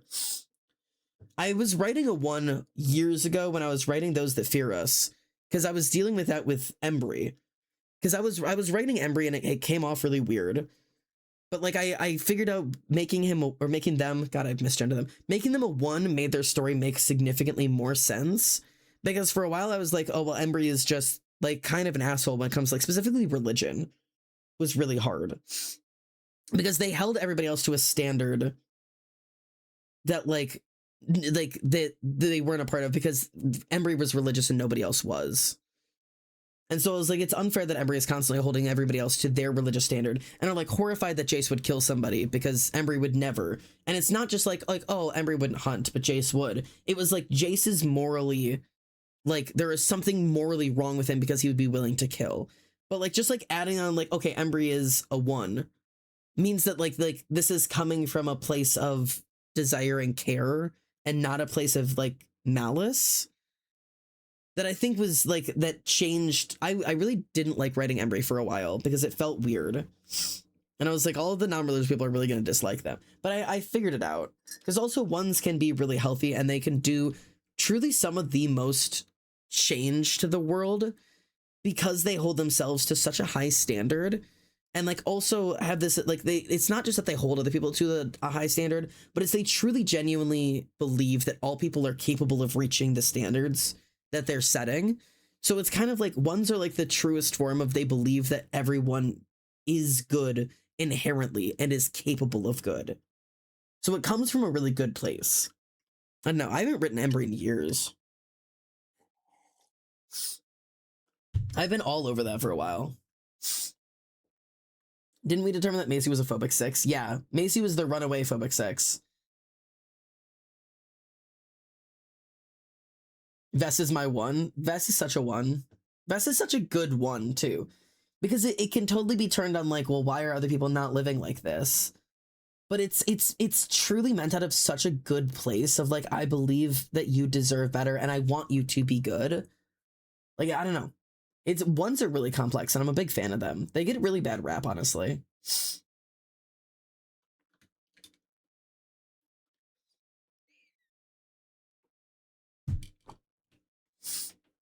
Making Cal take the test, it said he's a type 6.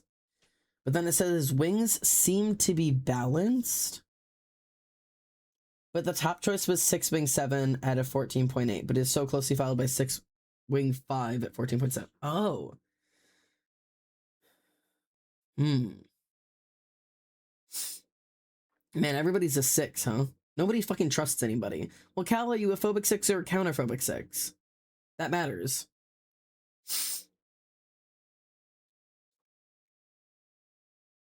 I'm so confused. Cal, when you have to make a decision, here, babe, come here. Hey. When you have to make a decision, who do you trust? Are you going to trust your own opinion or do you turn to somebody else and trust their opinion? That's all I got to know. Who do you trust? Do you trust your gut or do you trust somebody else's gut?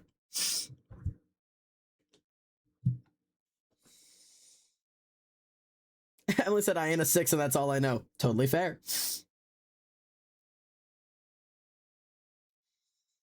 He never makes a decision. He's always turning to somebody else for decisions.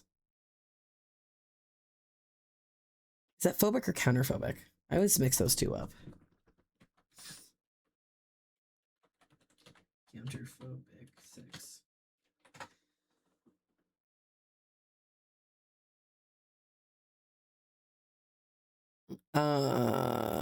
Counterphobic 6s are the ones that trust themselves.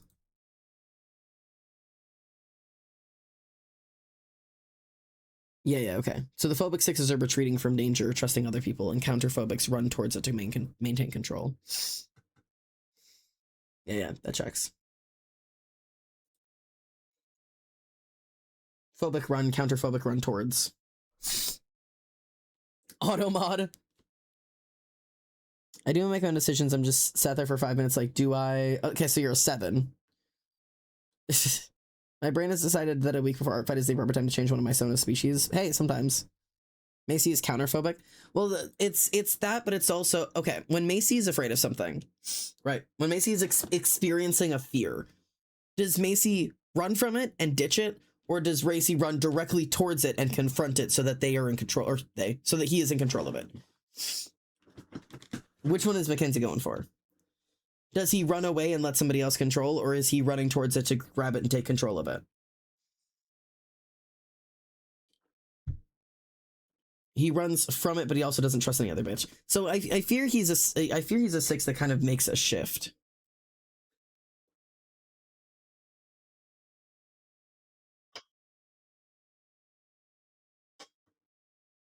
If someone has to be in control, he'd rather it be him. So like if he was... Yeah, it's really hard. Because he is a runner. So I think what Macy is would be he'd be a counterphobic 6 wing 7. Because that 7 is what gives him the run. Because the counterphobic is going to give him the, if there's a problem, let's see, but the thing is, counterphobics run towards the issue. Like they want to be the one in control of the problem. But phobics are the runners. But 7s are runners, so you could just be a counterphobic 6.7. Because like he moved to Yarmouth to get away from everything, but also to maintain his own autonomy, so it's not just running. True, it's running, but it's also being in control of it.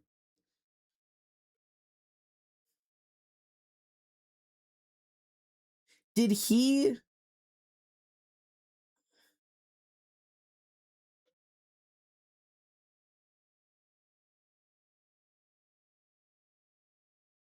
Deeply wants to be involved in everything, but he doesn't believe in himself enough to try.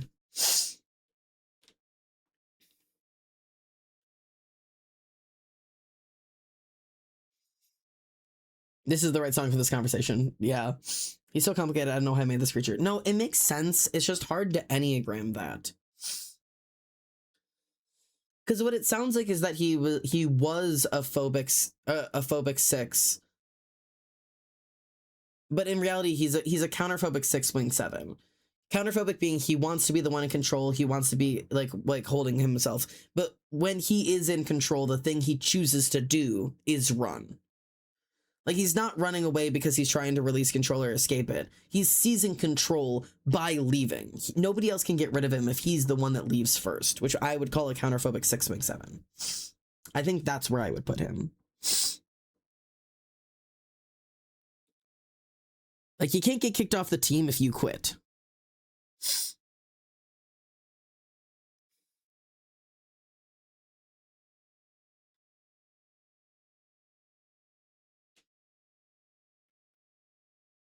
I feel like that makes sense.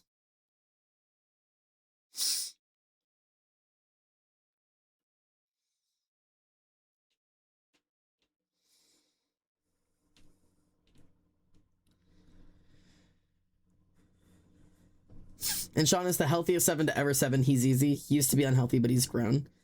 Okay, so he's the entertainer then. Like, he's just constantly entertaining from one idea to the next. He wants to move around. He wants to see new things. He wants to explore. He wants to bring other people with him. He explores all of his options before settling down, but he's not afraid to make decisions when it's time.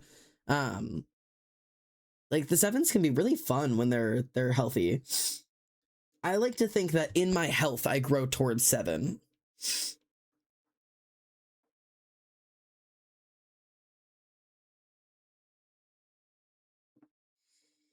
He used to be avoidant writing, and now he's just skipping. Yeah, a 7 who's grown, truly. It's always good to see a 7 grow. And sometimes the end growth of 7s oftentimes can still be very explorative, but there's a lot of time for 7s where recovery from being a 7 means having to just stop, like to just sit still.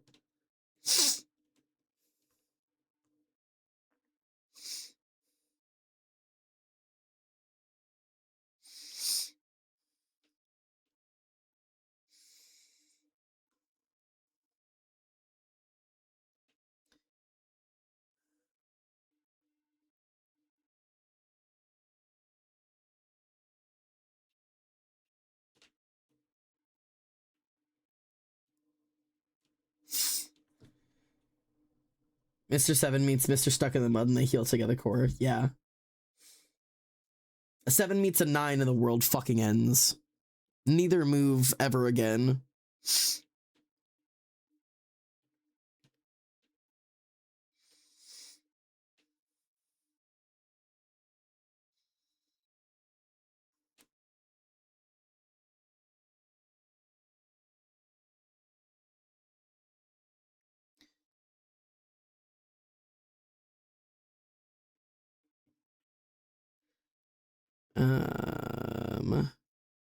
Trying to remember. I think this goes like this.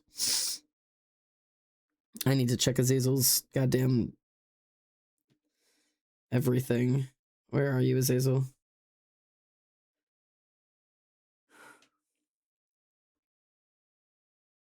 Oh, they do connect to the circle and they come out from opposite ends. Okay.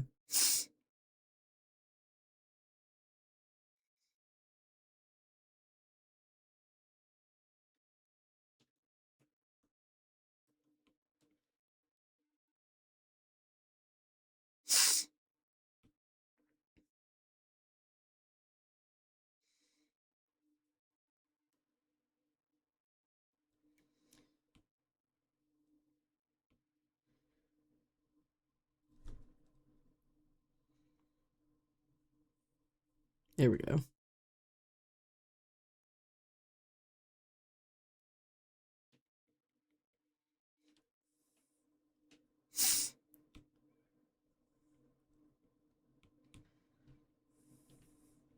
What types have we not heard a lot of in this stream? Anybody else have types that they haven't gotten? I'm trying to think. We've talked about ones, we've talked about twos, we've talked about threes. We've talked, yeah, fours we haven't talked a lot about.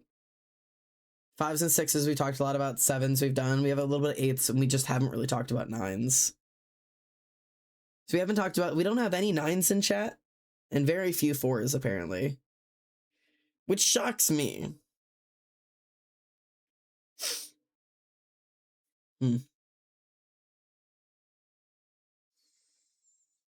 I think Ollie has parts of both of those.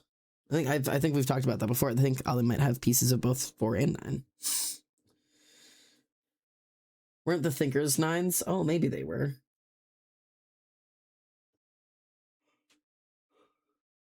Oh, Rotten, you're a 9. Oh, yeah, I've torn you to shreds about being a 9.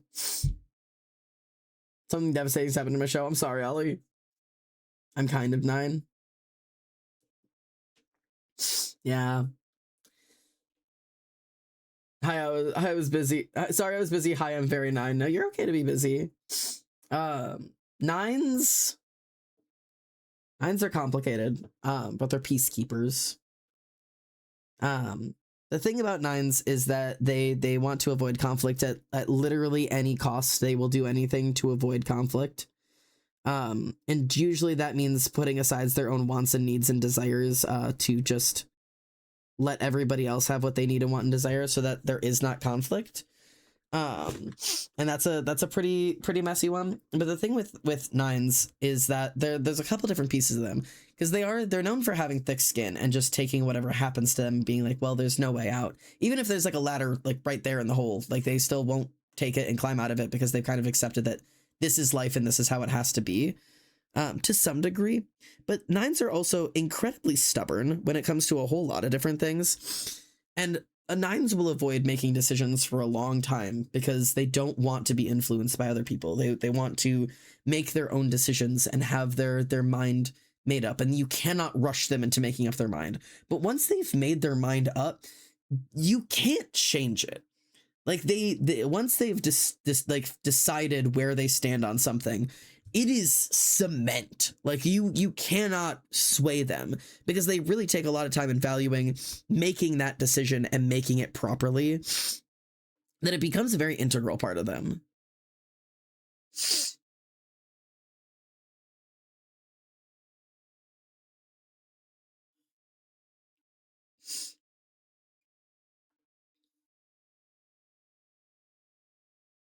Yeah, there's some 9s are a little complicated. Hi, ow, maybe. Ouch. I wish my toe did not hurt so darn much. Ow, but I haven't made the decisions yet. So yeah, right now you are just in this space in between where you cannot be made to make your decisions. There's nothing anybody can do that can speed that process up for a 9. 9s can and will drag their feet until they are 100% certain that they know what they want. And that's very important to them.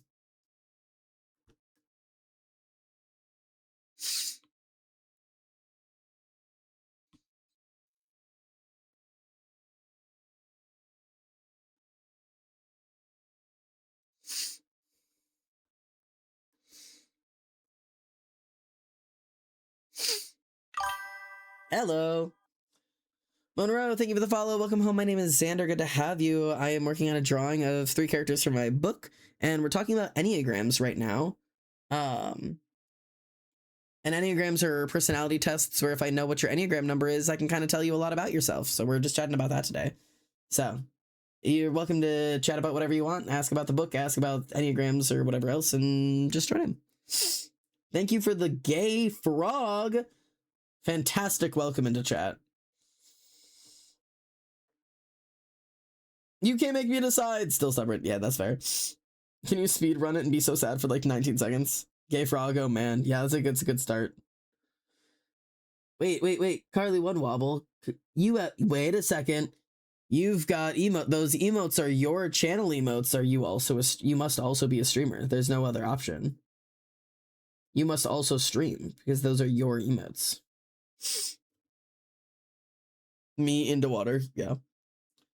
Final results, Vex got ripped to shreds. Christina's a 1-wing 9 and Levy is a 4-wing 3. I used to be a 4-wing 3 when I was like 14. Let me try to do those semi in order here. Yes. Oh, wonderful. Nice emote. Those are very cute. Okay.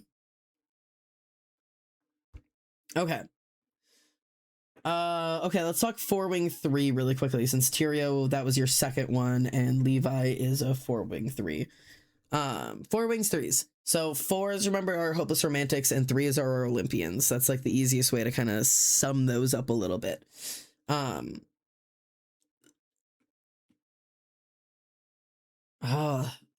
3s must be an interesting, weird little one, right? Because like a 4 biannual Enneagram stream, babe, wake up. Genuinely. I should start working on that video essay again. I forgot I was doing that. Man, ADHD is whack. What was I saying? 4-wing 3s. So 4s are your hopeless romantics. 3s are your Olympians. They gotta be good at everything. And they have to be good at it at a level that nobody else is to be worth anything. Now, remember, 4s think that there is worth out there, but they are not capable of finding it. Or that there was worth or there should be worth, but they can't seem to find it somehow. So I'm guessing if you're a 4-wing 3, the idea is that the magic is out there, right? The whatever it is that you need to feel fulfilled and feel like there is goodness in the world and beautiful things in the world, you feel like it's out there, but it's your fault that you can't find it, right? The problem is that the problem is that you're not good enough. You've decided you're the thing standing in your own way. If you could figure out insert whatever thing is here and be like, yeah, like I can do this thing, or I've unlocked this skill, or I understand this thing deeper, then maybe the world would be different and your life would be different and things would be beautiful. But they're not, because you can't, because you're not good at that thing. And I think that's probably my best approximation as to what a 4-wing 3 would be. Because that's how those two things would kind of intersect into this middle ground of, like, the responsibility is yours to be good, and also that beauty cannot exist any longer. It's really this kind of awful idea that, like, maybe life could have been good if you were different, but you're not, so it isn't.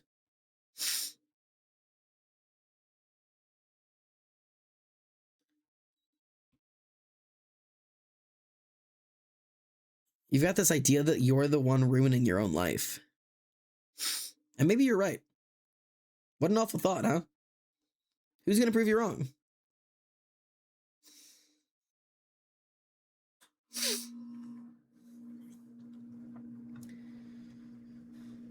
I wish I could draw my characters like you do. I said screw it and commission my friend since he's actually good. Resaying, then draw more. It's calling you. You can do it, soldier. Yeah, no, seriously. Highly recommend.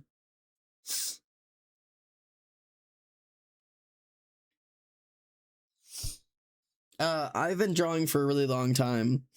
I've drawn a lot. I've drawn a lot of people. I've drawn a lot of things. I've drawn for many years. I was not always as good as I am. Let me see if I can. Yeah, I was not always as good as I once was, but I'm as good once as I ever was. Like, I've not always been a great artist. I bet you I could go even further back. Yeah, I don't want to show things I'm not supposed to. Yeah, sure. Making sure there's nothing inappropriate in these. I never know what's going to be in there. Violence or, I don't know. But, I wasn't always a great artist. I've been mediocre as well.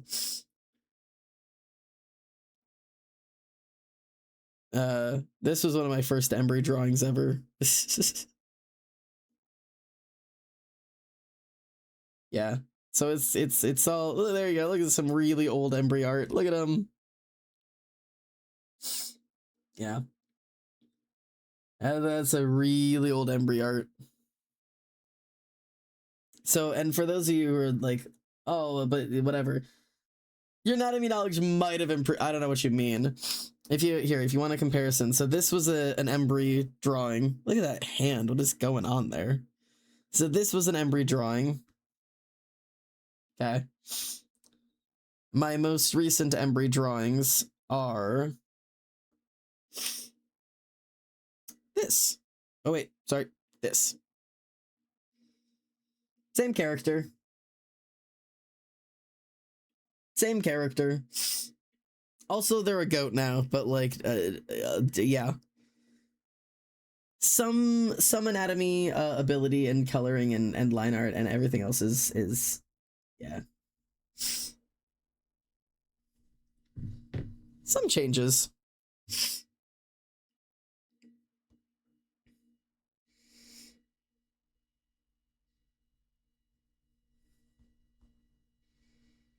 This is also old embry art. This is really old embry art. So, and also I used to draw on paper before I ever drew digitally, and I don't have any of those to show you, but I can promise they weren't great. Art will always be a process.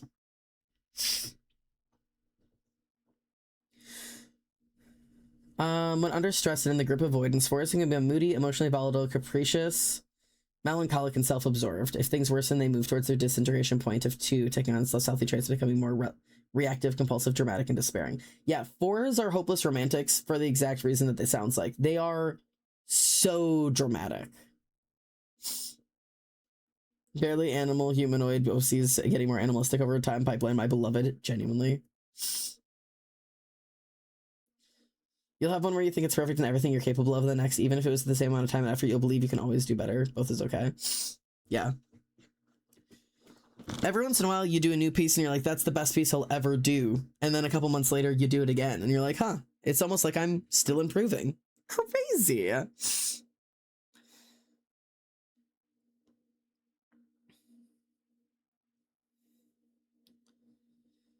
Okay, back to drawing these.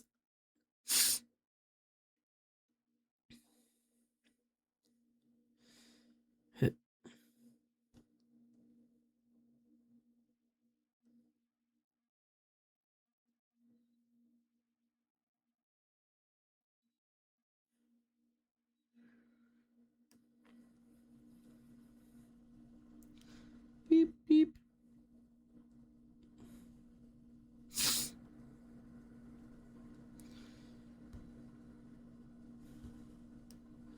And this is the ankle one.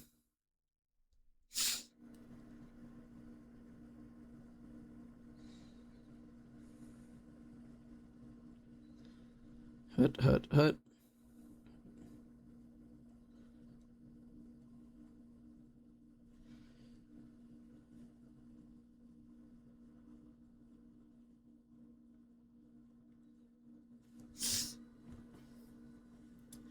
Change this guy into a yin. Is actually becoming a lot easier than I thought. I'm glad it's easier than you thought it was. Still not sure what you're doing, but happier for you.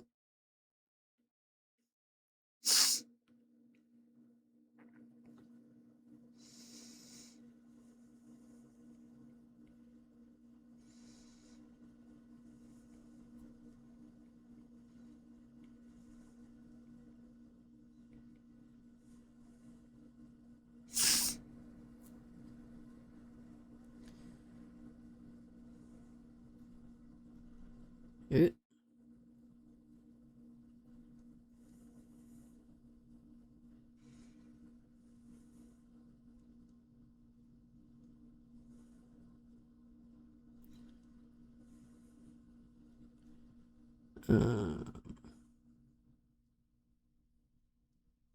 Nope, I quit.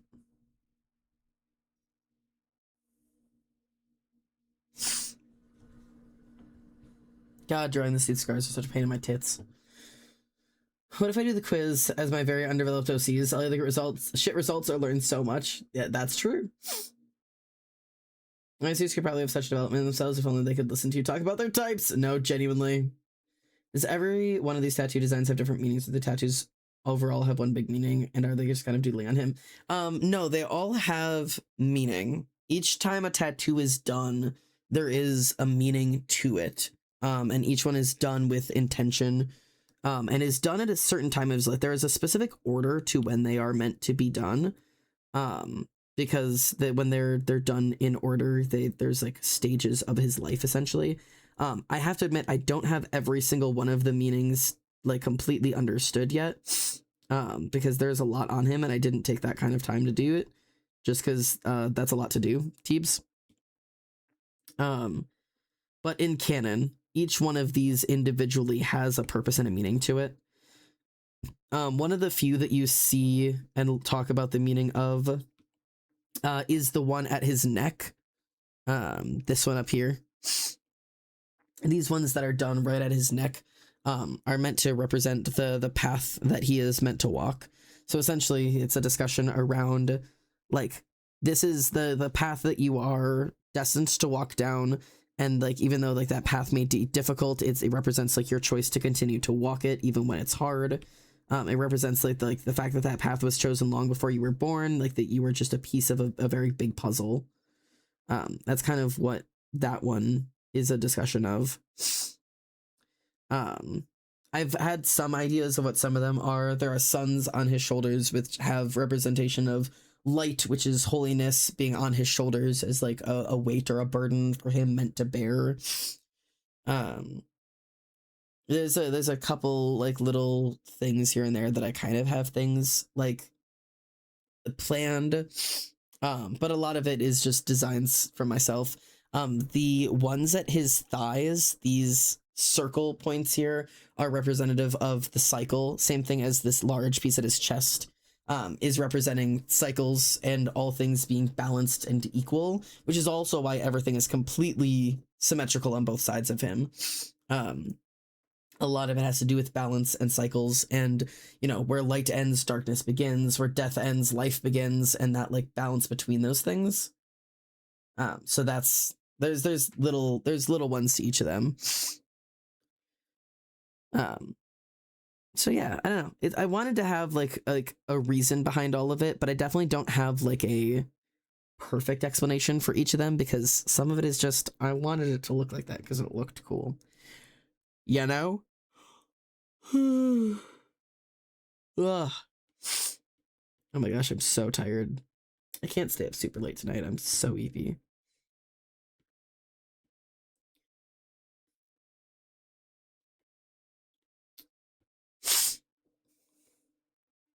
Sorry, I needed to pull up his reference.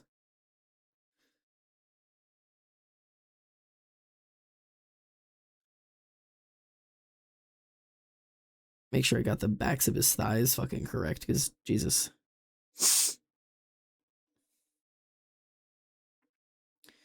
So the knee is like there. Knee, lines, maybe a line. You probably see it like there. And then this would probably be the thicker one.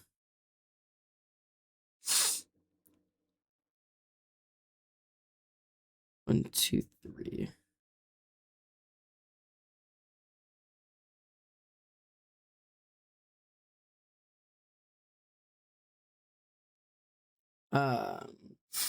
Yeah, I did switch it on purpose, sorry.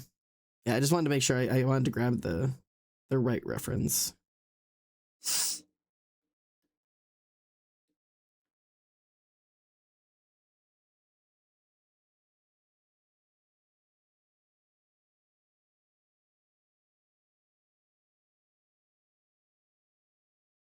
Then I'll go towards his hip, because that's where that is. And the fronts of his thighs, pretty similar, except here we can see, we'll be able to see the, here. He's got X's on his knees because he's never meant to kneel to someone else.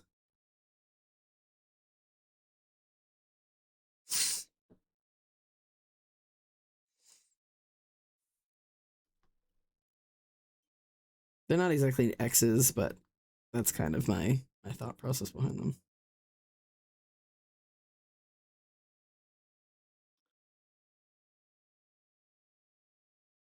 The thing is, this thigh is so foreshortened, I'm not going to be able to do everything on it.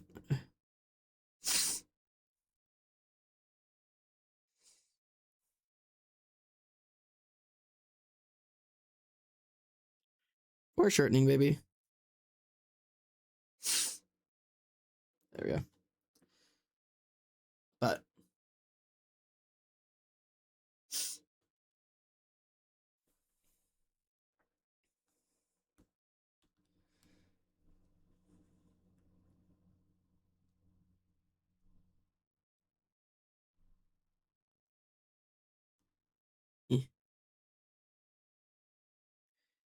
I turned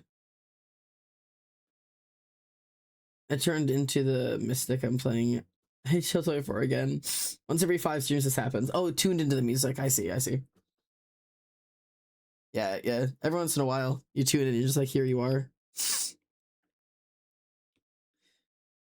Which song was it? The one that was just playing?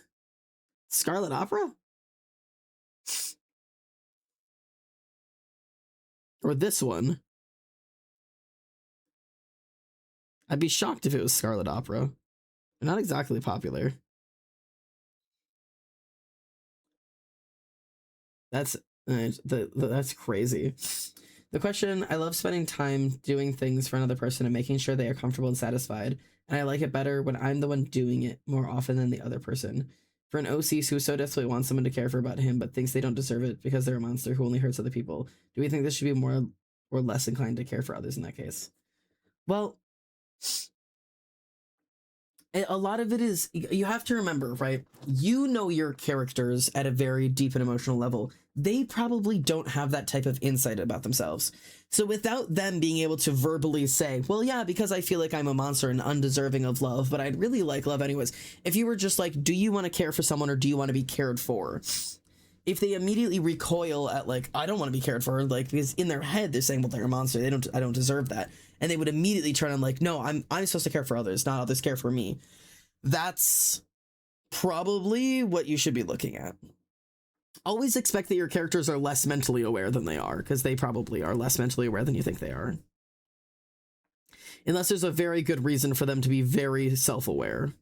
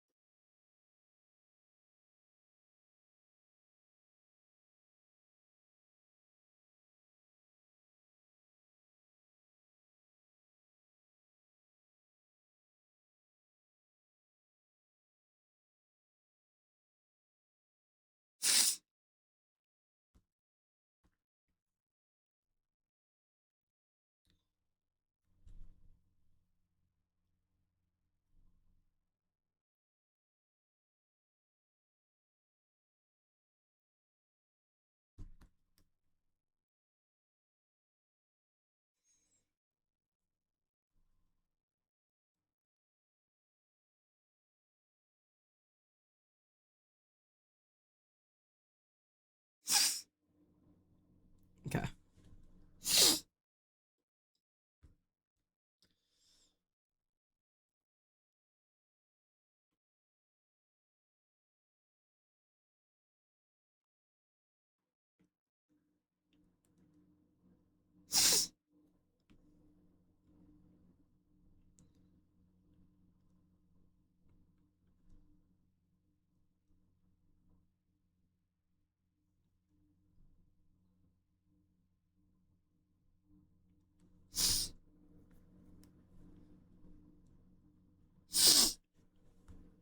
Okay, I think that's all of Azazel's tattoos. Oh, that is a very good point. I don't think that Damon said I would like to be cared for at the moment. Then again, she had been all her life before now. I'm doing some pondering. That's fair. All of this was originally supposed to be me pondering Zadkiel's type. And now we've talked about a whole lot and shown them. And the reality is, I still don't know if I have an answer.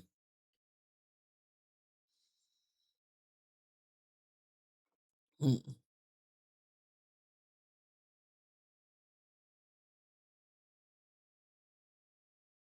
Azazel's a 4.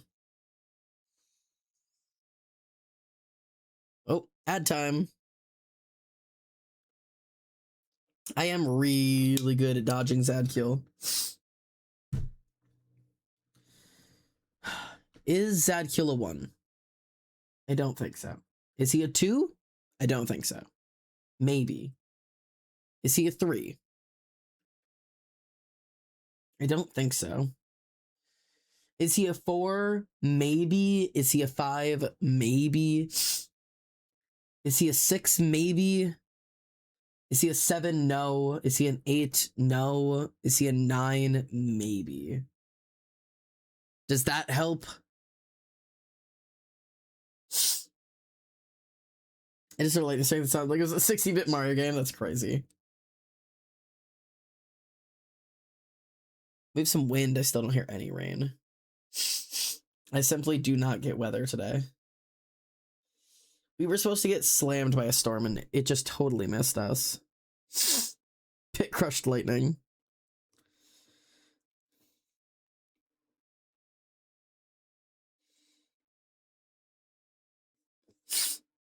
I gotta switch my references real quick.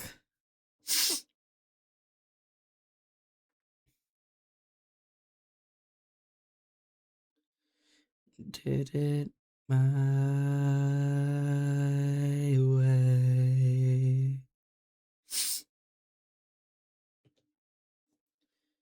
Quiz says Scion is a 7. Runner, runner, runner. We got a runner on our hands. They're dipping out, man. They're dipping. They're ditching. They gotta go. 7s are a hop, skip, and a jump from where they want to be. They're out of here, man. They're ditched. You wanna see them? You're gonna have to catch them. Absolutely refuse to make any decisions. Grass is always greener somewhere else, and I'm gonna find it. If it kills me, I'm gonna keep running, and I'm not gonna look back. And if I ever look back, I'll probably die. I don't want to have to stop and accept things and think about them.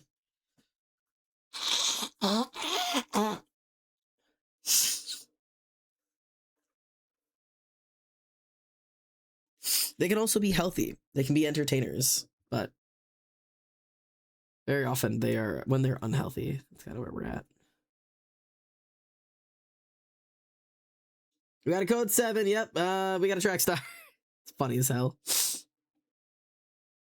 Code 7 running like a track star. We're gonna have to go catch him. I'm definitely a type 7 to some degree. I'm a 7. I was a 4, but I think I've grown out of a lot of that. I think I'm a... I don't know what I am, bro. I know 7s are part of it. I'm a pretty big 7. I think I have some pieces of 4 still left in me. I don't know. Maybe some 1. Well, like Reese said, I feel like a lot of the 1 for me is autism.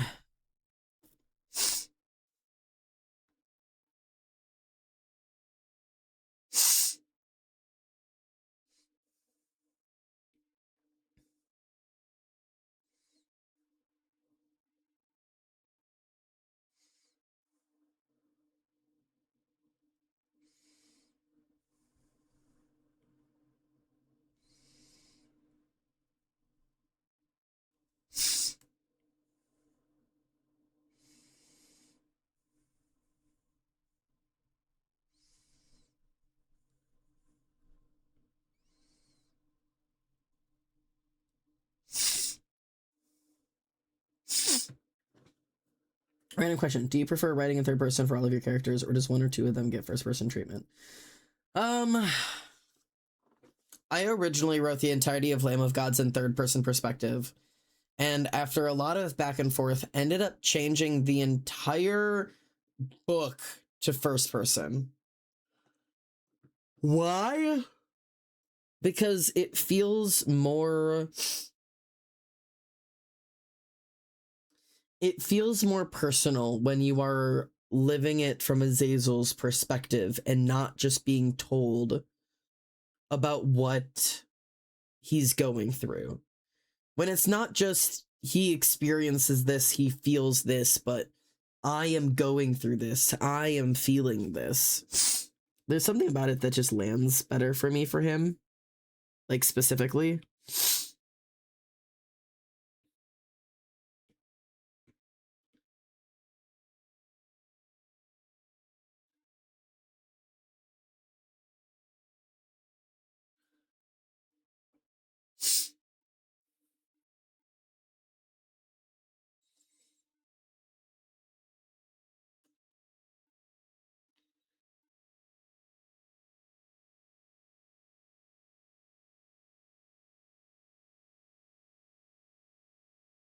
Redid the quiz for Krista again. Girl is a 1-wing 9 through and through. 1-0 moralities and 9-0 peacekeepers.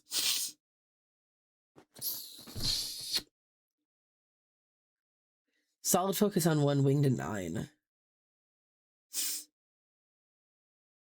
I think that just labels 9 as your 9 becomes your morality point is my guess then, right? So 1 is this determination that there is. So remember when I was talking about 1-wing 2s, right?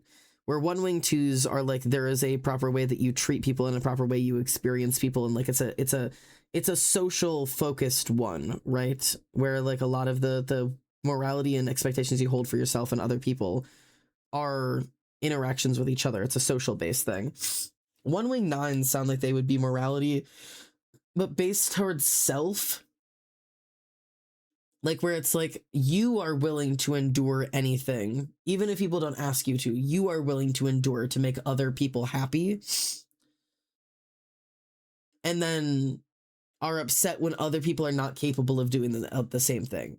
Where other people are not willing to just endure to make others happy. And there's like a resentment that builds up of like, well, I'm just putting up with it. Why does everybody else get whatever they want and get to ask for anything? Like, I feel like that would probably end up being where 1-wing 9 lands.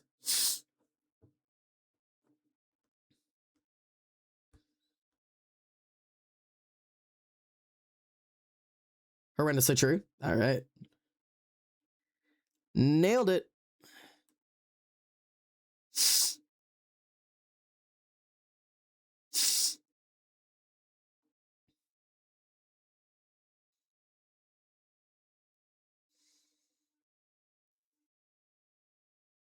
I'm going to start offering Enneagram counseling. I'm going to start an MLM. Instead of tarot reading, I'm just offering you like Enneagram counseling.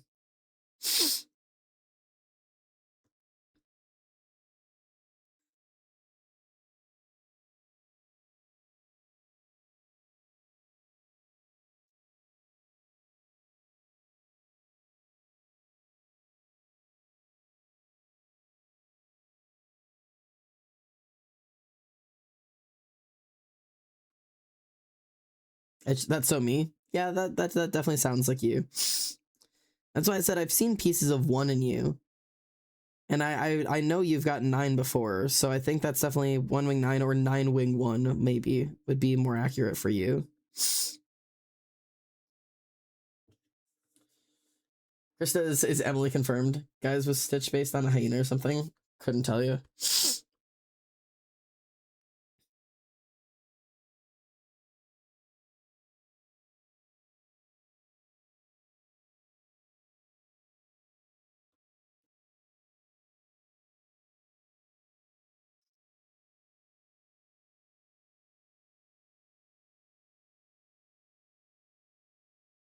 Is yeen just another word you're using for hyena? Is that what that word is?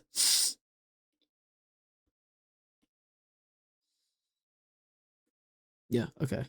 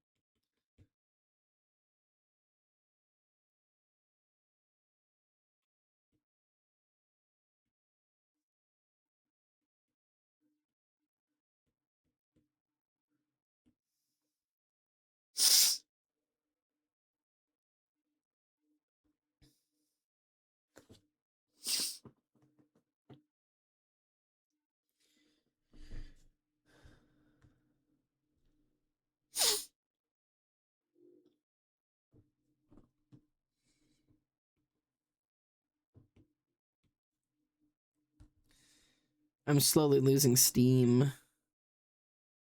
And I still don't know anything about Zadkiel. Back at it again. Nice blue and white dress. I'm gonna blow up. At the house show, you dance through your shoes, and mine clash with your cool clothes. The same silly way I tend to clash with you. I love feeling underdressed when you walk in the room. Where the talk's so sweet with strangers. Make sure that they all got ways home. And I backed out, we stay sober. Exchanging all the numbers on our phone. Saying I love you to the kids we barely know. I don't even fathom that I ever felt alone. And I'm so full of life that I feel like I could explode. You could do the quiz maybe to find about Zadkiel, maybe perhaps. Do you want me to do the quiz on stream? The thing is, I don't know if I'll know the answers yet. I mean, I can try. The thing is that the quiz has never been useful to me because I know the enneagrams well enough that I don't normally need it, but I could try. I could try it. How long does that quiz normally take? Oh my god, I cannot color in the lines right now.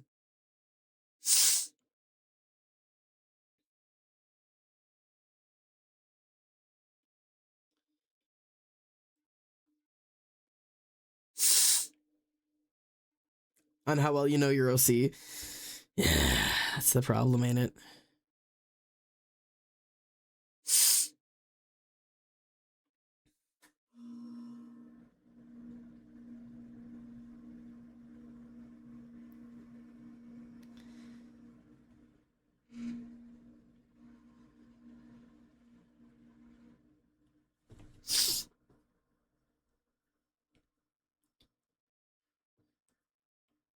Somebody give me the quiz out loud and I'll just answer.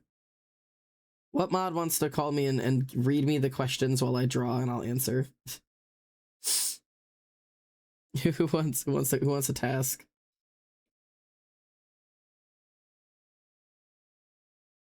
Erg again? You did. I was gonna say you don't have to, and then you said task many times. Reese is a what are those things? The Malinois? Is that the type of dog I'm thinking of? The Malinois? Reese's, never mind. You can continue Stardew, but you can speak up if you think you have a better answer than I do, because I would like your opinion. Yeah, Reese is a Malinois, I fear. Also, you can come be in call if you want to.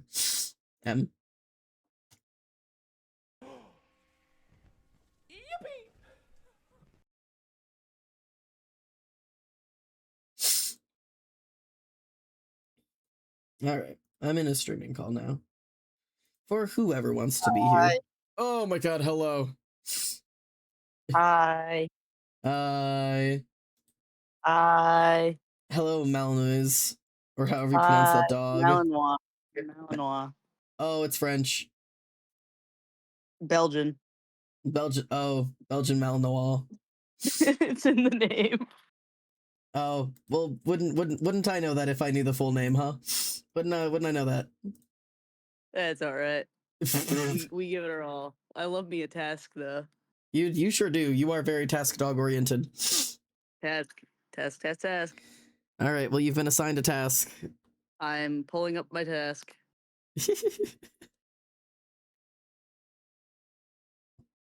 Enneagram test. It should be the Tyrio sent the link earlier, but Enneagramtest.com. there's a specific. Hang on. Where did Tyrio send it? I'm going. The only place I know how to find it is on my own goddamn YouTube channel. Where is it? The personality quiz. This link. There it is. Ling, Uh, ling, it's eclecticenergies.com/enneagram/test. eclectic and I can't type. I just Um, typed ECLEXTO. I sent the link in chat if you want it. Yeah, I'm on in Twitch chat. I exited out Twitch. Oh goddamn it! I'll put it in Discord too. I'll just put it everywhere. I'm only on my phone. I have no other thing. Okay, it's in this chat now too. Okay, good. This is the only free Enneagram test I like. I'm opening. You're so open. Am I don't doing know if I'll have classic or yes Enneagram with instinctual? a classic. I don't need the instinctuals yet. I can deal with that myself. Or we Okay. can jump that ball later. This is the no. They're all no, partly yes. No, partly, and yes. That's it. Yes, those Oh are your god. three options. Okay. Success, prestige, and recognition really matter to me.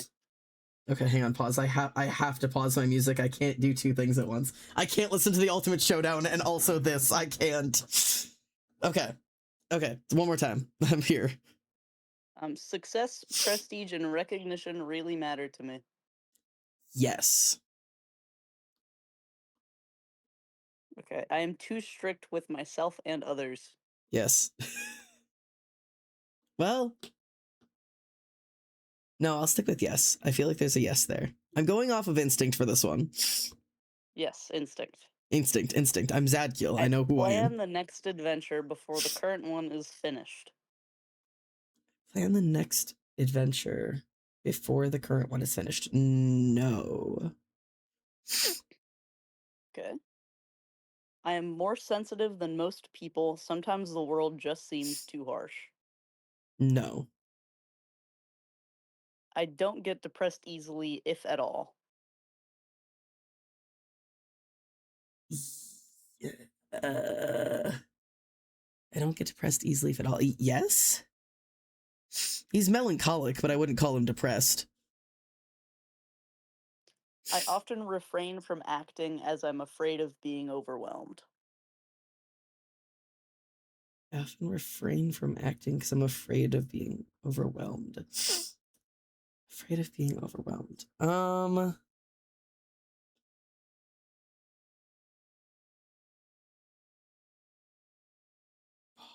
Partly? Okay. Maybe no. That one's weird.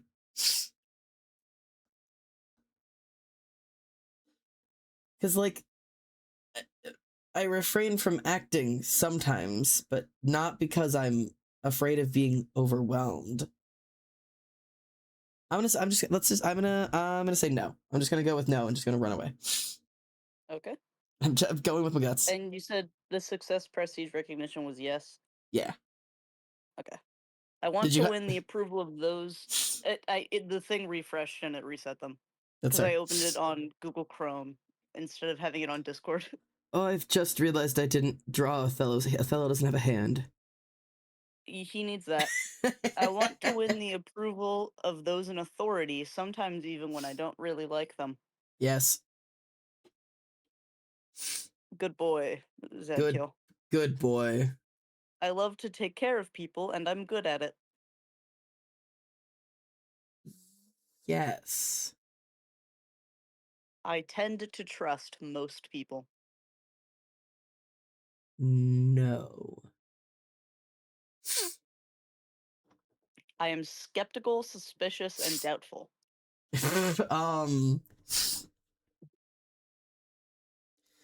Okay, so here's the problem. I tend to trust most people, no, but he's not really like skeptical or he's just. I think that's why they were two separate questions, my friend. Well, yeah. So like, no, he's not, because he's just an angel who understands that humans are humans. Yeah. It's hard for me to put my feelings aside, even to get a job done.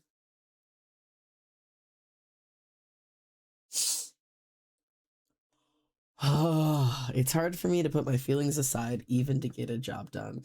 How do I say no until now, dude? How do I say that?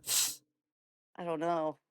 Um, I'm gonna say as a core trait, no. This seems Okay. to be a bit of an outlier situation.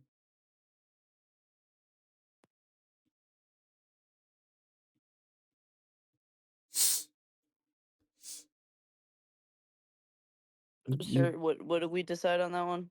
I was getting uh, my water bottle. you're okay. I'm gonna say no. Okay. That this is like more I of a Oop, stray situation. okay, yeah. I am uncomfortable when people want an emotional response from me. I am uncomfortable when people want an emotional response from me.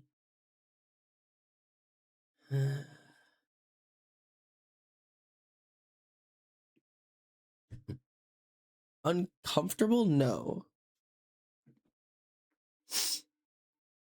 Okay. I don't see much point in wallowing in negative emotions.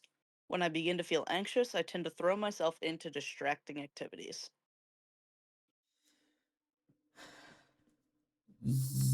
Yes. Those distracting activities might be hearing and answering prayers, but I suppose that counts.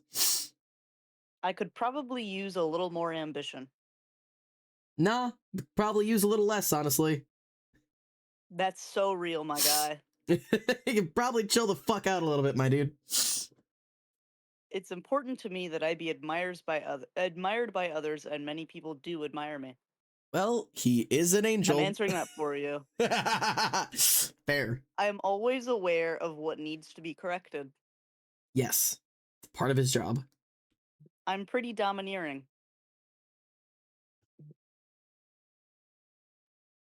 Mm,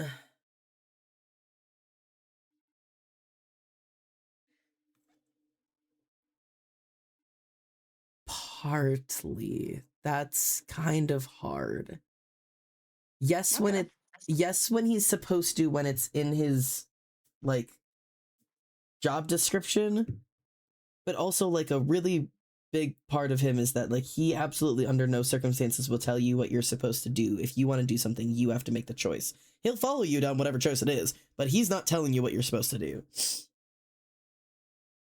In most close relationships, I give more than I take.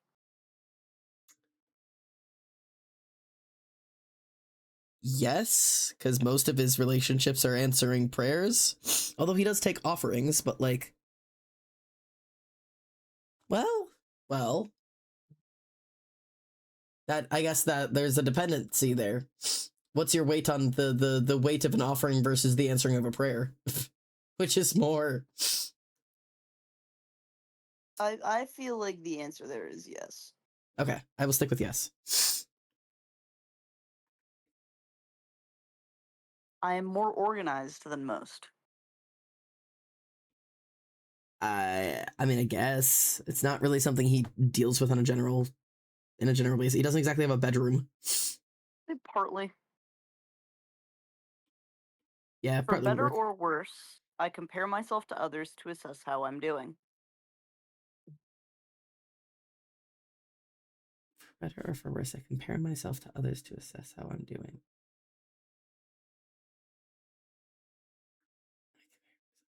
I mean,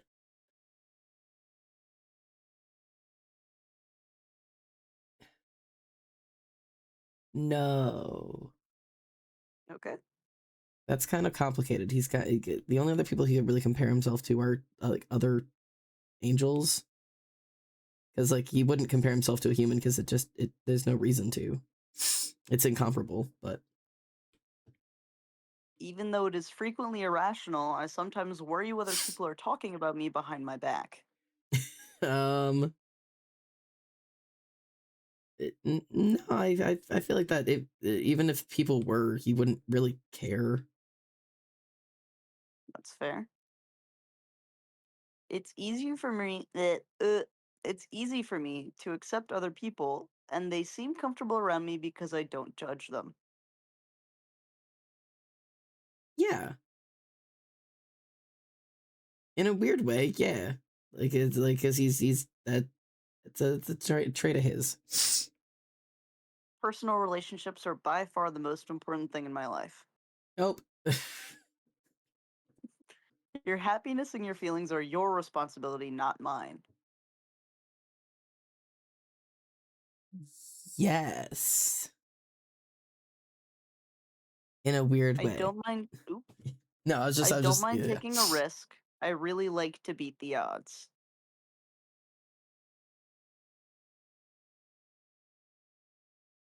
I don't mind taking a risk. I like to beat the odds.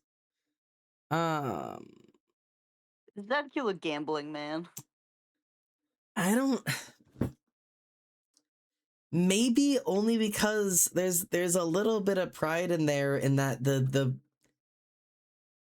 prospect of him it going right is very heavily weighed to his side. So I think he's probably got a little bit of cocky there. Because like I mean he is like physically capable of miracles. The chances of it going well are almost always on his side. So I feel like it's almost always a calculated risk, but it's not like he needs to calculate it. Do we want to partly? I'll give it a partly. Okay. I avoid expressing strong emotions. Yes. I'm a true romantic. Yeah, probably. Yes? Probably. That's probably a factual statement. It's kind of messy because it's messy, but like yeah, I'm gonna go with yes. Are you raining? Do I Alrighty. need to close my window? You just more wind. It all sounds the same. I don't care. I am more formal than most people. Yep. He's so I am eloquently more spoken, it's so annoying. I am more loving than most people. Um maybe in a weird way, but I'm gonna say yes. It probably feels a little weird, but yeah. Okay. I'm quite unobtrusive and easy to get along with. I don't think an angel can be unobtrusive. I was gonna say I feel like he's inherently obtrusive. He's very obtrusive. He hums when he exists. I don't. He's got tinnitus for He's everyone else. he is physical tinnitus. He also has 4 wings that are bigger than your room. It's hard to not be an omnipresent existence. Well, I am very loyal to myself. I frequently worry that others are not going to be loyal to me. I'm loyal to myself. I'm worried that others will not be loyal to me.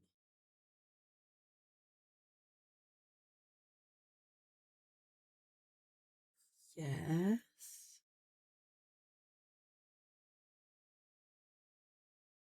I want to observe and think without giving myself away before I go into action. Yes.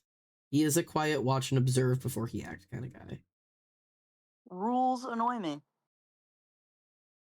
No. It kind of depends on them to exist. True. I am a good networker. I know how to make connections. Partly. Okay. I get bored more easily than most people. I am always looking for new experiences. Okay, again, this is complicated because like in the scope of a human, probably not, but in the scope of an angel, yes. Cuz like he's been doing the same thing in the same place for incredible amount of lifetimes. But like most angels can do it forever and don't get bored, but he does. So like what scope am I what direction am I I going would here? say compared to the scope of who he is, so it would be compared to the scope of an angel. So then I'll go with partly because it's not that he's bored, but he does get restless. Okay. I am highly individualistic. Can you use it as a sentence? He, Individualistic is I very much value being an individual. yeah, but like no, probably not. Okay. I Yeah. go along with what others want unless I have a very strong desire of my own, which I usually don't. Yeah. He's just kind of down a clown pretty often. I come on pretty strong and can sometimes intimidate people. Well, he is a glowing ball of light. I'm answering that for you. Thank you. I am more temperamental than most, but it's because my feelings are so strong. I don't think he's very temperamental. He's very calm and level-headed. This one's funny. People are attracted to me because I impress them. I mean, yeah, I'm answering that for you. wonderful. I am attuned to anything that might be dangerous, and I am security conscious.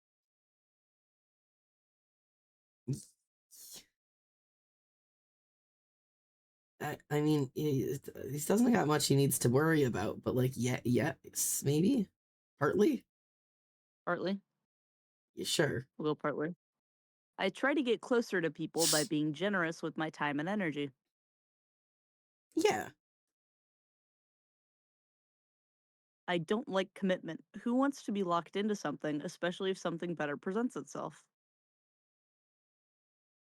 No, Okay. Nobody likes to be intruded upon, but I hate it. nobody likes to be intruded upon, but I hate it. Nobody likes to be intruded upon. I mean, I no, Okay. yeah. I often resent it when I see people doing a slack job.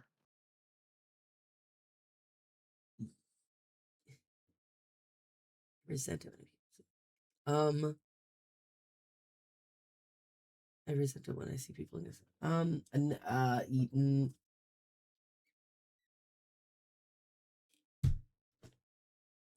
partly. Okay. That one's hard. I don't know. I'm weird about how he would feel about that. Sometimes I have overextended myself in trying to help people. Yes. When making a decision, I often ask myself which option will yield the maximum enjoyment. I think that that implies for himself, right? Yes. So no. Okay. I am competitive and ambitious, but I do not think of myself as cutthroat. I here's where things get weird. I would say he's ambitious. I wouldn't say he's competitive. I think that this one implies more competitive than ambitious because cutthroat is definitely a more competitive attribute. Yeah, so I would No. right. Or partly, do you think? I mean, because he's not competitive and he's definitely not cutthroat. Okay.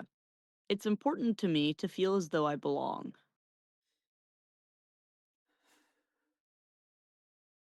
Yes. Ooh, that's rough since he's an angel. Yeah, isn't it? Isn't that really rough and uncomfortable and unpleasant? If I'm not careful, I can get too isolated from others. Haha, haha. Yeah. I see life as a struggle that I intend to win. No. I tend to avoid conflict. Generally, yeah. I am meticulous and fastidious. Fastidious, yes. Even about details that other people find minor. Yes. I am drawn to emotional intensity and not afraid to explore the depths.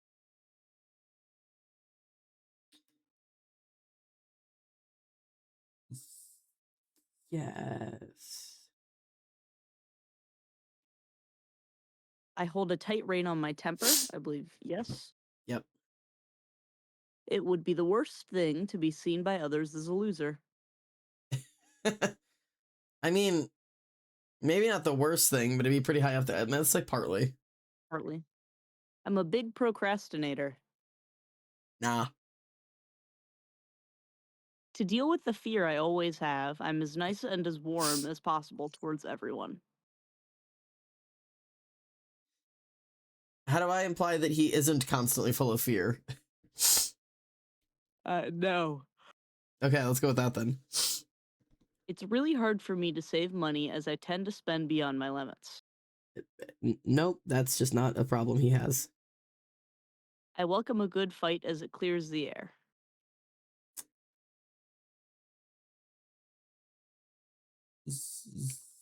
Yeah, partly? Partly. I don't tend to overcommit myself. I have a limited amount of time and energy. No. But he doesn't have a limited amount of time and energy. He does not have a limited amount of time nor energy, and yet he finds a way to overcommit himself. Okay. It's Figure that one strange, but out. I think that there's something beautiful about sadness. Yeah, for sure.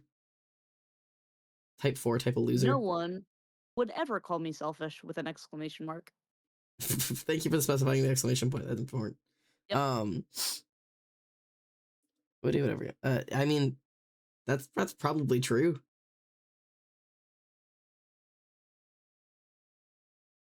I want to be noticed, but it also makes me uncomfortable. That's so real. Um,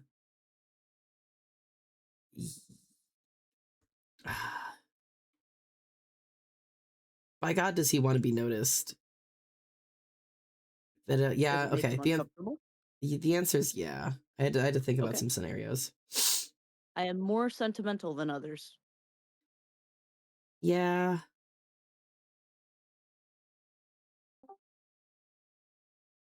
I heard a Badoop. So did I. Who's I don't Badooping? know who bedooped. I don't know. Oh, it's Ollie. Hi, Ollie. Hey, Ollie. I almost never. Oh, Huh? bed? Huh? And she's gone. She's here. What did you say, Ollie? Like we didn't hear you. Nothing. Just continue. Oh, okay. I just heard like a random syllable and then the word bed. I Oh, didn't hear anything else. I just read chat. She was watching she was watching like Game of Thrones, and I guess somebody died. Oh. I don't know Okay. who, but I'm so some sorry.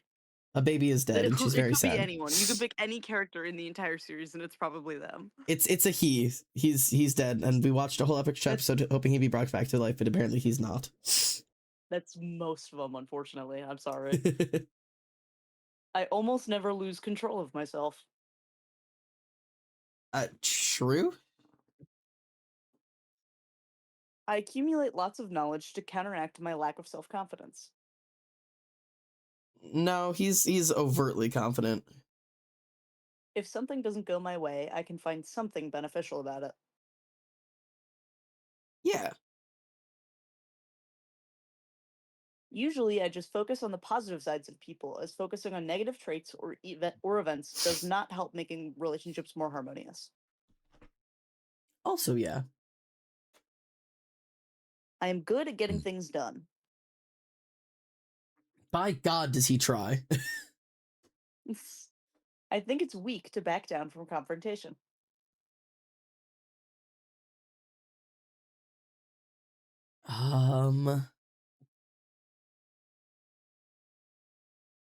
No. Okay?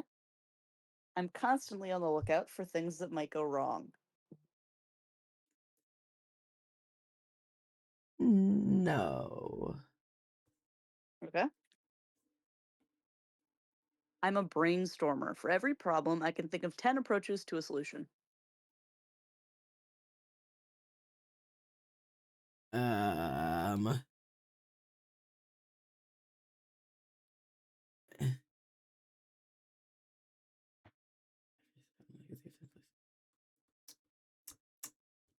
It, maybe this feels like a hard question. No. Well, hang on. I'm trying to think of the actual problems he's run into in his life. And he has tried lots of things. So, but he's not like sitting and brainstorming. He just kind of throws things at the wall. I'm going to say no. Okay. Sorry, I'm really debating this Change. stuff. Oop, you're good. Change, whether to a new job or new school, makes me more anxious than it does most people. Nah. It is important to me that I win the respect of others.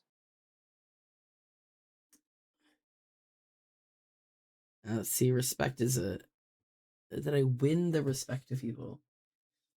I don't know if he really is working to win it. I'm going to say partly. Okay. I'm not a show-off. In fact, I have probably been too modest. No. Most people don't know that I am actually really sensitive, as I tend to conceal my emotions.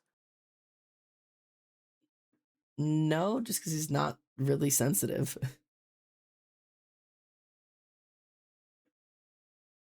Okay. I can't rest until the job is done. Yep.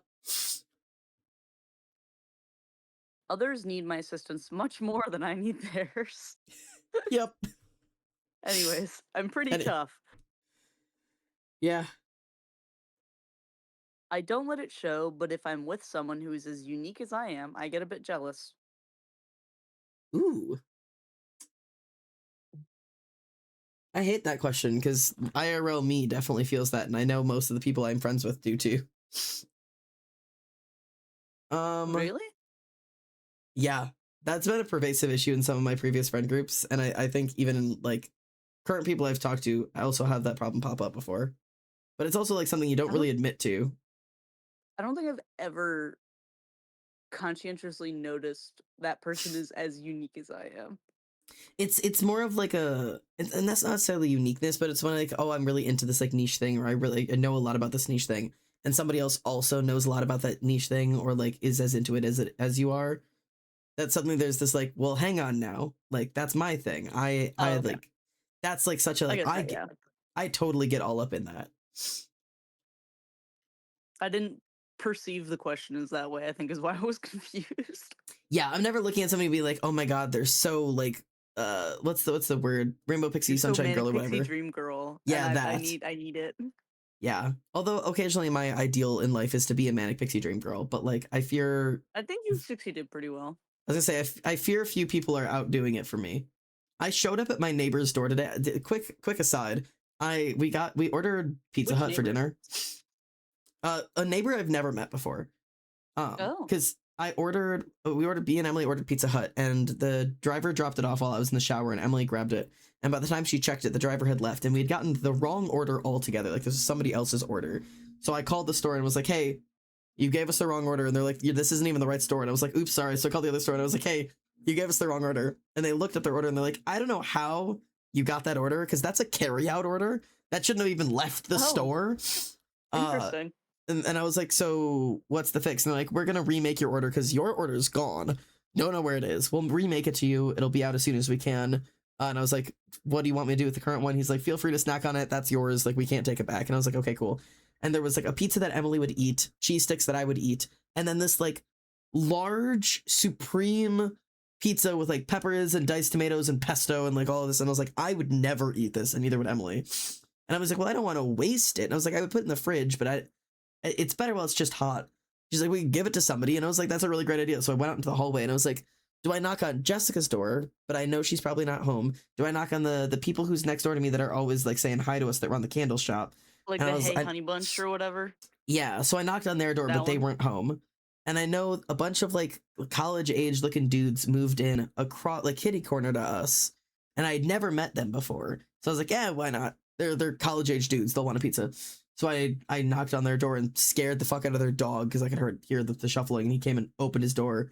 I was like, I'm so sorry. I didn't mean to upset your dog. I got the wrong pizza order and none of us will eat this. Do you want it? And he's like, are you just offering? And I was like, yeah, I won't eat this. He's like, yeah, sure. If it's free. And I was like, yeah, why not? And they just gave him a pizza and then disappeared. So that's where I'm at today. You said pizza delivery. I did. I knocked on his door, scared his dog, and he opened the door to me in like my tank top and like gym shorts holding a pizza, and he's like, what the fuck? So I just appear in people's lives and then disappear again. It's a weird experience. Anyways, does Zadkiel get Yes. jealous if there's someone who is as unique as him? Okay. Forgot about that. It's kind of hard to be as unique as him because he's kind of an angel, but I don't think he's a jealous person in that way. No. I am more dramatic than most. Probably, yeah. He seems pretty dramatic. A little bit. I often lose my focus as my attention tends to drift off from the main issues. No, my God, I've never met a more focused man in my life. I generally appear calm and even tempered, even when I am under an enormous strain. Absolutely. My God, he's really good at that. I want to enjoy things, so I'm not very disciplined.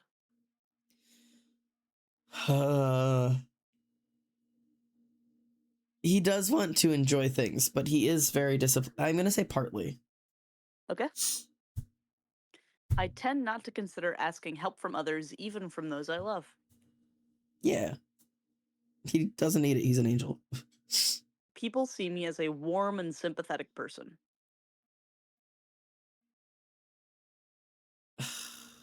Partly. Okay. I have a compulsion to do things the right way, even if it's not cost effective. Yes. I've been told that I lack tact, but I think the important thing is to tell the truth. Yes. It takes me quite a lot of time and effort to make important decisions, and I frequently second guess myself. No. Okay. It's hard to stay passionate and focused. No.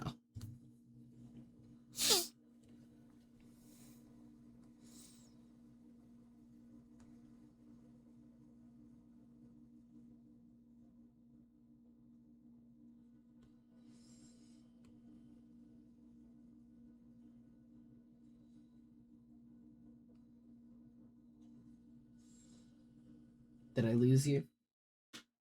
No, Oh, and you didn't ask another question. I did. Yes, she You might did. have lost me for a moment there. I must have, because I answered no, and then it was dead silence, and I was like, okay. Ollie also heard it. Oh, cool. That's on me then. It's hard to stay passionate and focused. Oh, I answered no to that, so I got I didn't lost. hear the Okay. no. Okay. Even if I don't have it all together, at least I'm going to seem to have it all together. Yes. I have more energy and strength than most people. There's a reason for that. Yep. My tendency to tell people what's wrong and what they should do about it has sometimes annoyed them. Yes. I'm not comfortable with self-revelation. I think he is the concept of self-revelation. Yeah. So, like, I think he's comfortable with that. Also, Okay. no, never mind. Okay, yeah, no. Yes, I think he would be comfortable with self-revelation. Yeah, why not? Okay. I tend to escape reality into a world of idealized fantasy.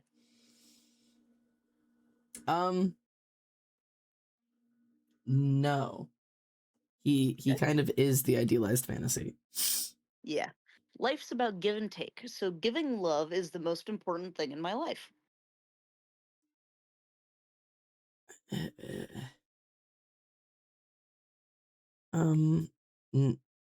No?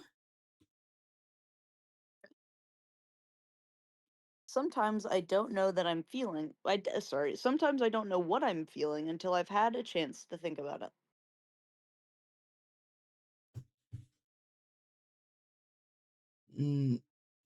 No? Okay? I'm proud of the fact that many people depend on me. Yeah. The aesthetics of my surroundings has a strong influence on my mood.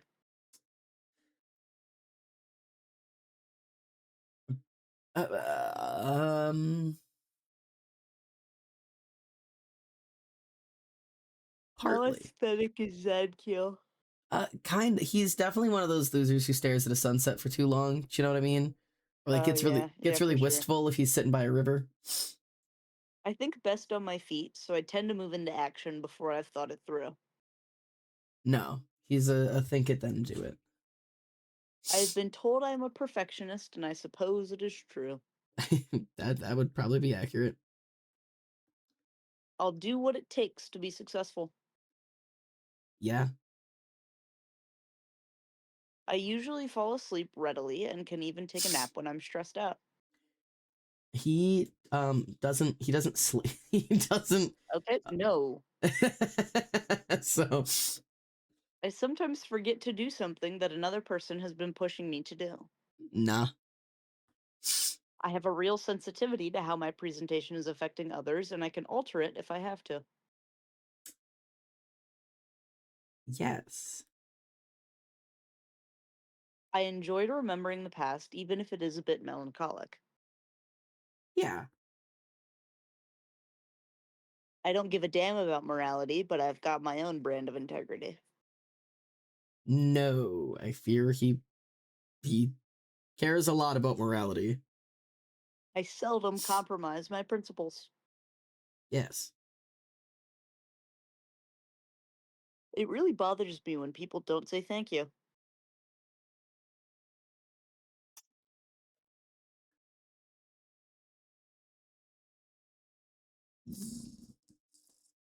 Yep. Partly. Okay? I'm good at motivating people. Yeah. I see all points of view when there's a dispute, so it's hard for me to take a side. I see all sides and there's a dispute, so it's hard for me to pick a side. Yep.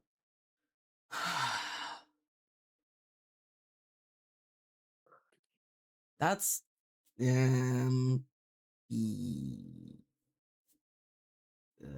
I pick also. I mean, like, yes, unless like one side is like honestly just evil, but like generally, I'd say yeah. Okay. I sometimes wish people would take care of me for a change. But, I don't know if he's aware of that, but probably Okay. I have strong physical appetites. strong physical appetites. I don't know Uh, what that means. I Are we don't. talking about libido? Or are we talking about food? I mean, either way, it could probably be a yes for him. Okay. My Might life might. has been permeated by a sense of longing. Okay, well, probably yeah. Sometimes I am too critical of others, but I am much harder on myself than I am on them.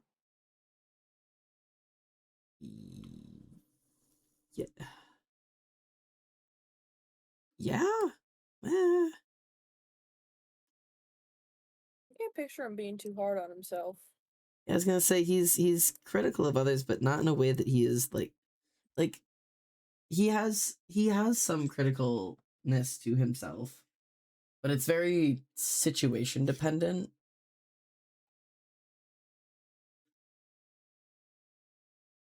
Um, Partly?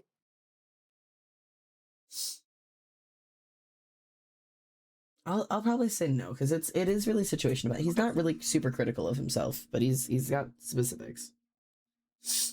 All right, are we ready? Drum roll, please. Oh, we're at the end. Okay. Taking wings into account, you Haha. seem to be a one wing too. So I was as soon as I started talking, one definitely stood out to me. I was expecting one wing 9, but one wing 2 could play some games.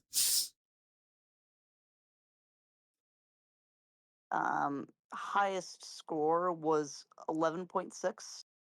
Okay, so he's not super strong in it. Second highest, type 1 was 11.6. Yeah. Type 2 is 10.6. Yeah. One wing 2, 16.9. Two wing 1, 16.4. Then it goes down the order: two wing 3, three wing 2, one wing 9, three wing 4, four wing 3, nine wing 1.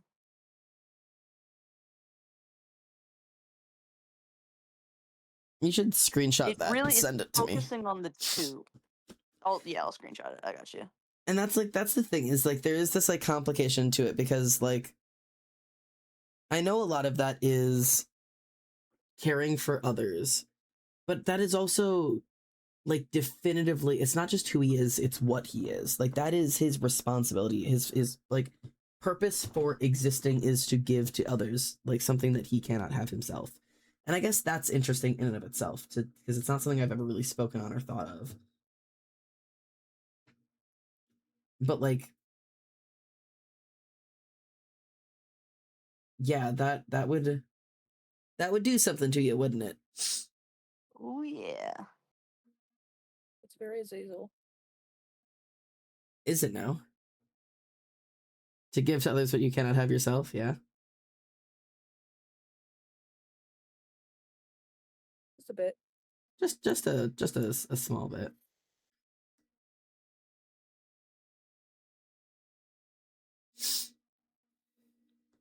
This long ass leg. I do not know how to draw kids, just to reiterate to the class. And however you do it, it's not this, but it's all I got.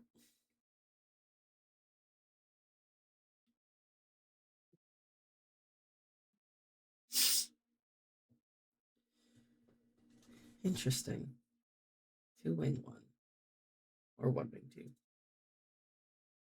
But I mean, I guess, yeah, like, because I was talking about 1-wing 2s and 2-wing 1s, like, this, like, concept of, like, there is, like, a way that you are meant to treat people.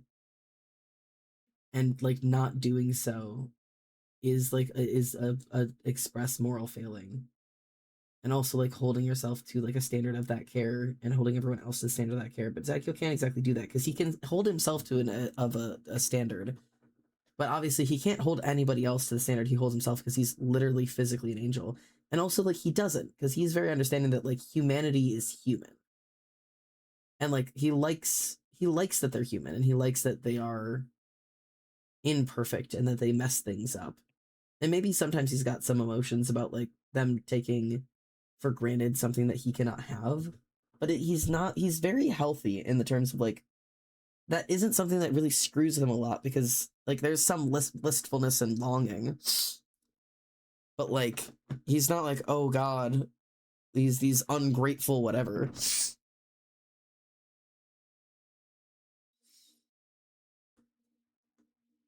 Hmm.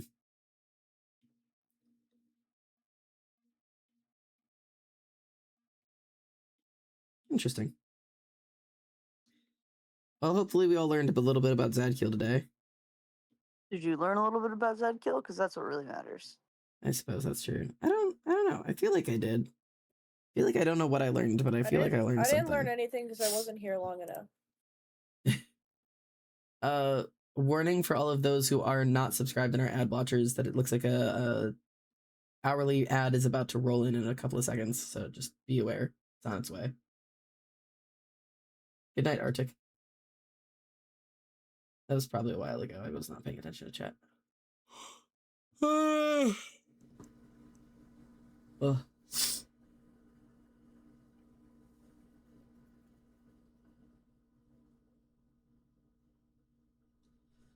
Yeah, this is it. This is kind of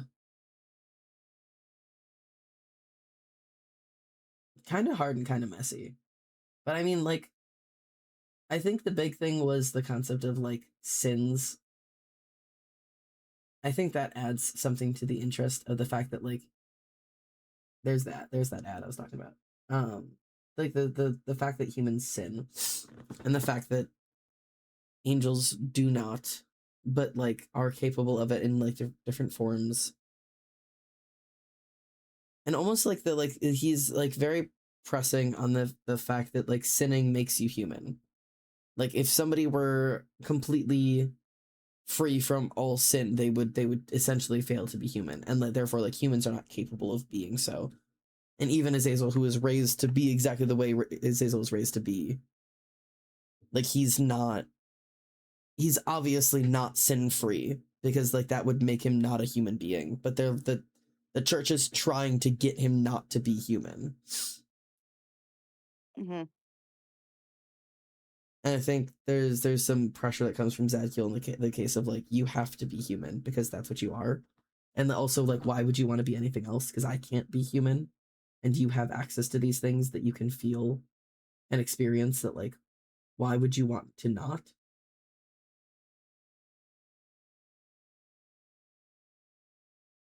Interesting.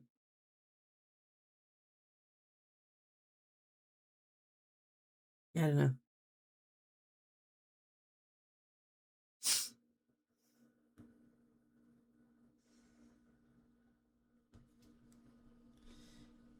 I also think I'm reaching my drawing limit for the day, so I fear I might wrap stream up. I am probably going to go to sleep. That is completely fair because it is 11:50 p.m. But thank you for coming and tasking for me. I'm gonna Love stay awake task. and play. Hey, you can stay. Playtime for I hobby. might play a little, but I think I'm done playing on Are you stream. gonna play with me? I can play for a little bit, but I cannot stay up late because I've been up late every day this week and it's starting to eat me alive. We won't stay up too late. Don't worry. I know that means I'm going to won't bed leave at 3 too tonight. late. I know what that means. Come on. I know what this means for me. I fear you're already up late by most people's standards. No, my rule is if I'm in bed and going to bed by midnight, like that's good for me. I'm Well, like that's standard. You have 9 minutes. Yeah, but if I'm no, I'm screwed for tonight anyways, aren't I? I've just agreed to something. You already agreed to play. I'm fucked. All right, chat. Well, I'll give you a bedtime story. Okay. Are you gonna tell me about what happened on your TV show, or are you gonna talk to me about your thoughts that you had later? That I can do that. You get a full summary of Game of Thrones. I'm I expecting. will summarize the first 5 seasons. I'm expecting one of those things. I need contexto. I'm not sticking around for contexto. I'm going to bed. Give me a first word. Bye-bye. Okay, good night. Bargain. Oregon? Bargain. It's me bargaining with you so that I could go to sleep. How do you spell bargain? Bargain. Gain. I understand. It's not that. Good night. Fuck. Hold on, I have to look it up. No, I spelt it right. It's not the word bargain. Okay, good. Good night. Good night. Bye-bye. Bye-bye. Snow. Rotten somehow fish is actually quite close. Snow is also equally as close. Fish and snow are equally as close. You're both about 800 words away. Angel? Angel's 1100 words away. Polar. Polar is far away. Bear. Bear is closer. Bear is 300 words away. I'm saying Arctic, just because Arctic's not here. It's not Arctic. I had to guess. Forest. Forest. No.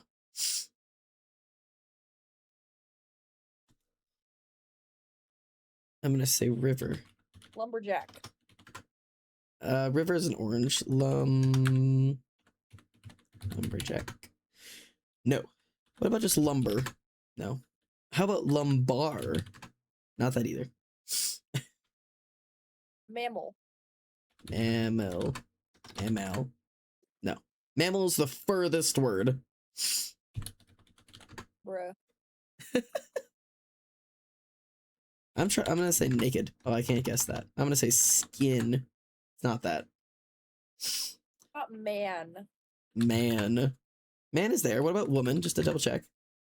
Closer to man than woman. Oh yeah, it's a bear. It's true. Our top words right now are river, snow, fish, man, bear. How about hunt? Oh, okay. Hunt is our top word right now. 125. Gay, says Rotten. Pelt. It's not gay. Pelt. It's not pelt. Fur? It's not fur. Harpoon, Deer. says Rotten. It's not harpoon. Deer, says Ollie. Deer is our closest at 91 words. Oh, I said spear, but it's Oh, but that's I the heard deer. better Oh, guess. spear is even closer. Spear is at 14 words. Bow. Bow. Bow is 3 words away. Arrow. Arrow is our word. Good job. Top, Yes! top words are arrow, cursor, bow, point, bullet, button, scroll, sword, red, circle, crossbow, mouse, direction. Oh, because they're thinking like arrow, like a mouse arrow, but also a bow and arrow. Interesting. Good job, Ollie. All right, see if we can rock out a quick connect though. Our words are Virginia, Appalachian, Truce, Dipper, Mercy, Georgia, Breadcrumb, Enough, Stan, Jesus, Oregon, Maine, Utah, Uncle, Mabel, Paper. Uncle, Stan, Dipper, Mabel and Dipper. and Mabel is what? Oh, sorry, Mabel, Dipper, Stan.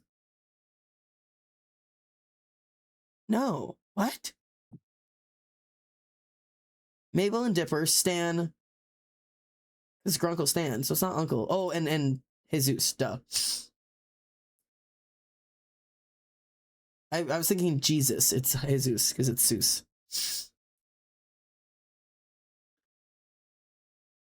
Truce, Mercy, Enough, Uncle. Words to stop fighting. Oh, I don't like that it's called Stop Tickling Me, but okay.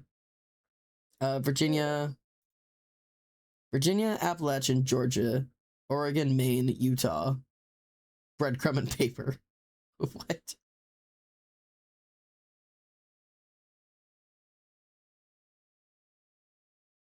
I mean, like, Virginia, Appalachian, Oregon, Maine feels like the closest of the, like, Utah and Georgia are nowhere near any of this. Oregon isn't either. Virginia, Appalachian, and Maine feel like they could be somewhere.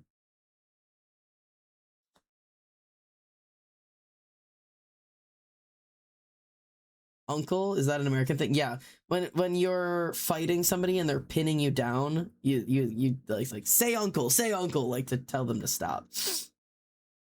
Like it's like uncle is a way to like submit to like say like you win.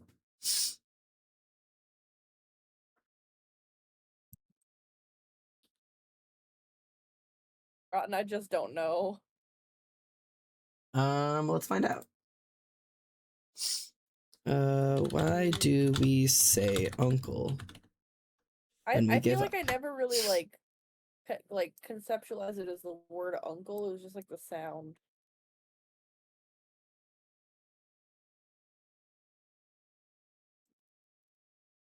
Oh.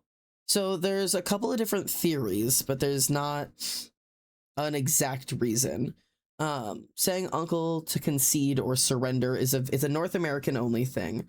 It originated in the schoolyard. There's a couple of different ways they think it could be. One of those is Irish, funny enough. It's commonly suggested that it was just an Anglicization of the Irish word anacol, which means mercy or protection. English speakers may have misunderstood the plea for mercy as saying the word uncle. It's A-N-A-C-O-L, anacol. There's a possibility that it's from a 19th century parrot joke. The prominent theory ties the phrase to a popular newspaper joke in the late 1800s. The joke features an angry man wringing a parrot's neck and forcing the bird to say uncle to beg for mercy. But at that point, it feels like that's already been established. And then there's the ancient Rome legend, which folk etymology sometimes points to ancient Rome, where an undefeated child would supposedly plead to bullies by saying patrus, meaning uncle, to grant the bully a higher title of respect in exchange for safety. So there's a couple of ideas, but there isn't like a hard reason as to why. There also is a consensus around the idea that that making your opponent call uncle is forcing him to call out for an authority figure for help, which is essentially taking on like a level of weakness, which lines up with the Roman thing. Anyways, back to Contexto. Virginia, Appalachia, Georgia, Breadcrumb, Oregon, Maine, Utah, Paper. I don't even know where to start with this. 5 of these are states. And then Appalachian is just an area. And then Breadcrumb and Paper.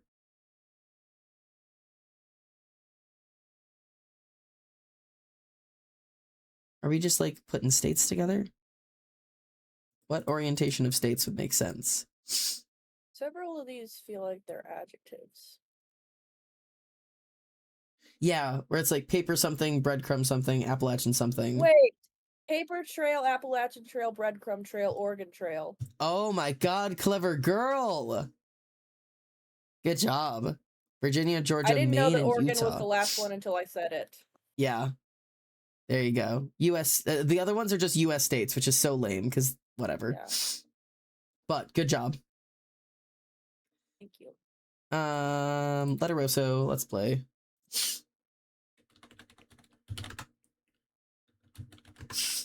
Ooh, it starts with an S today.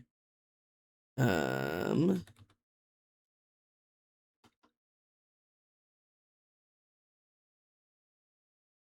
just want to get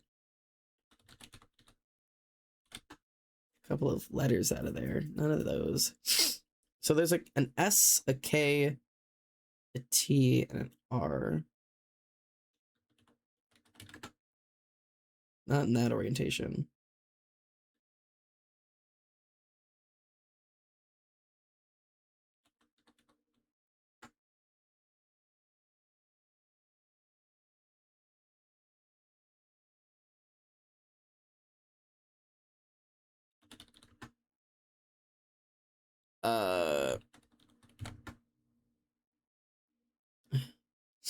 SKI something, and it ends in T. SKI, and it ends in T? Skillet. And there's an R in there somewhere? Oh. Yeah, because skillet won't do what you need, because there's an R in there somewhere. How many letters is it?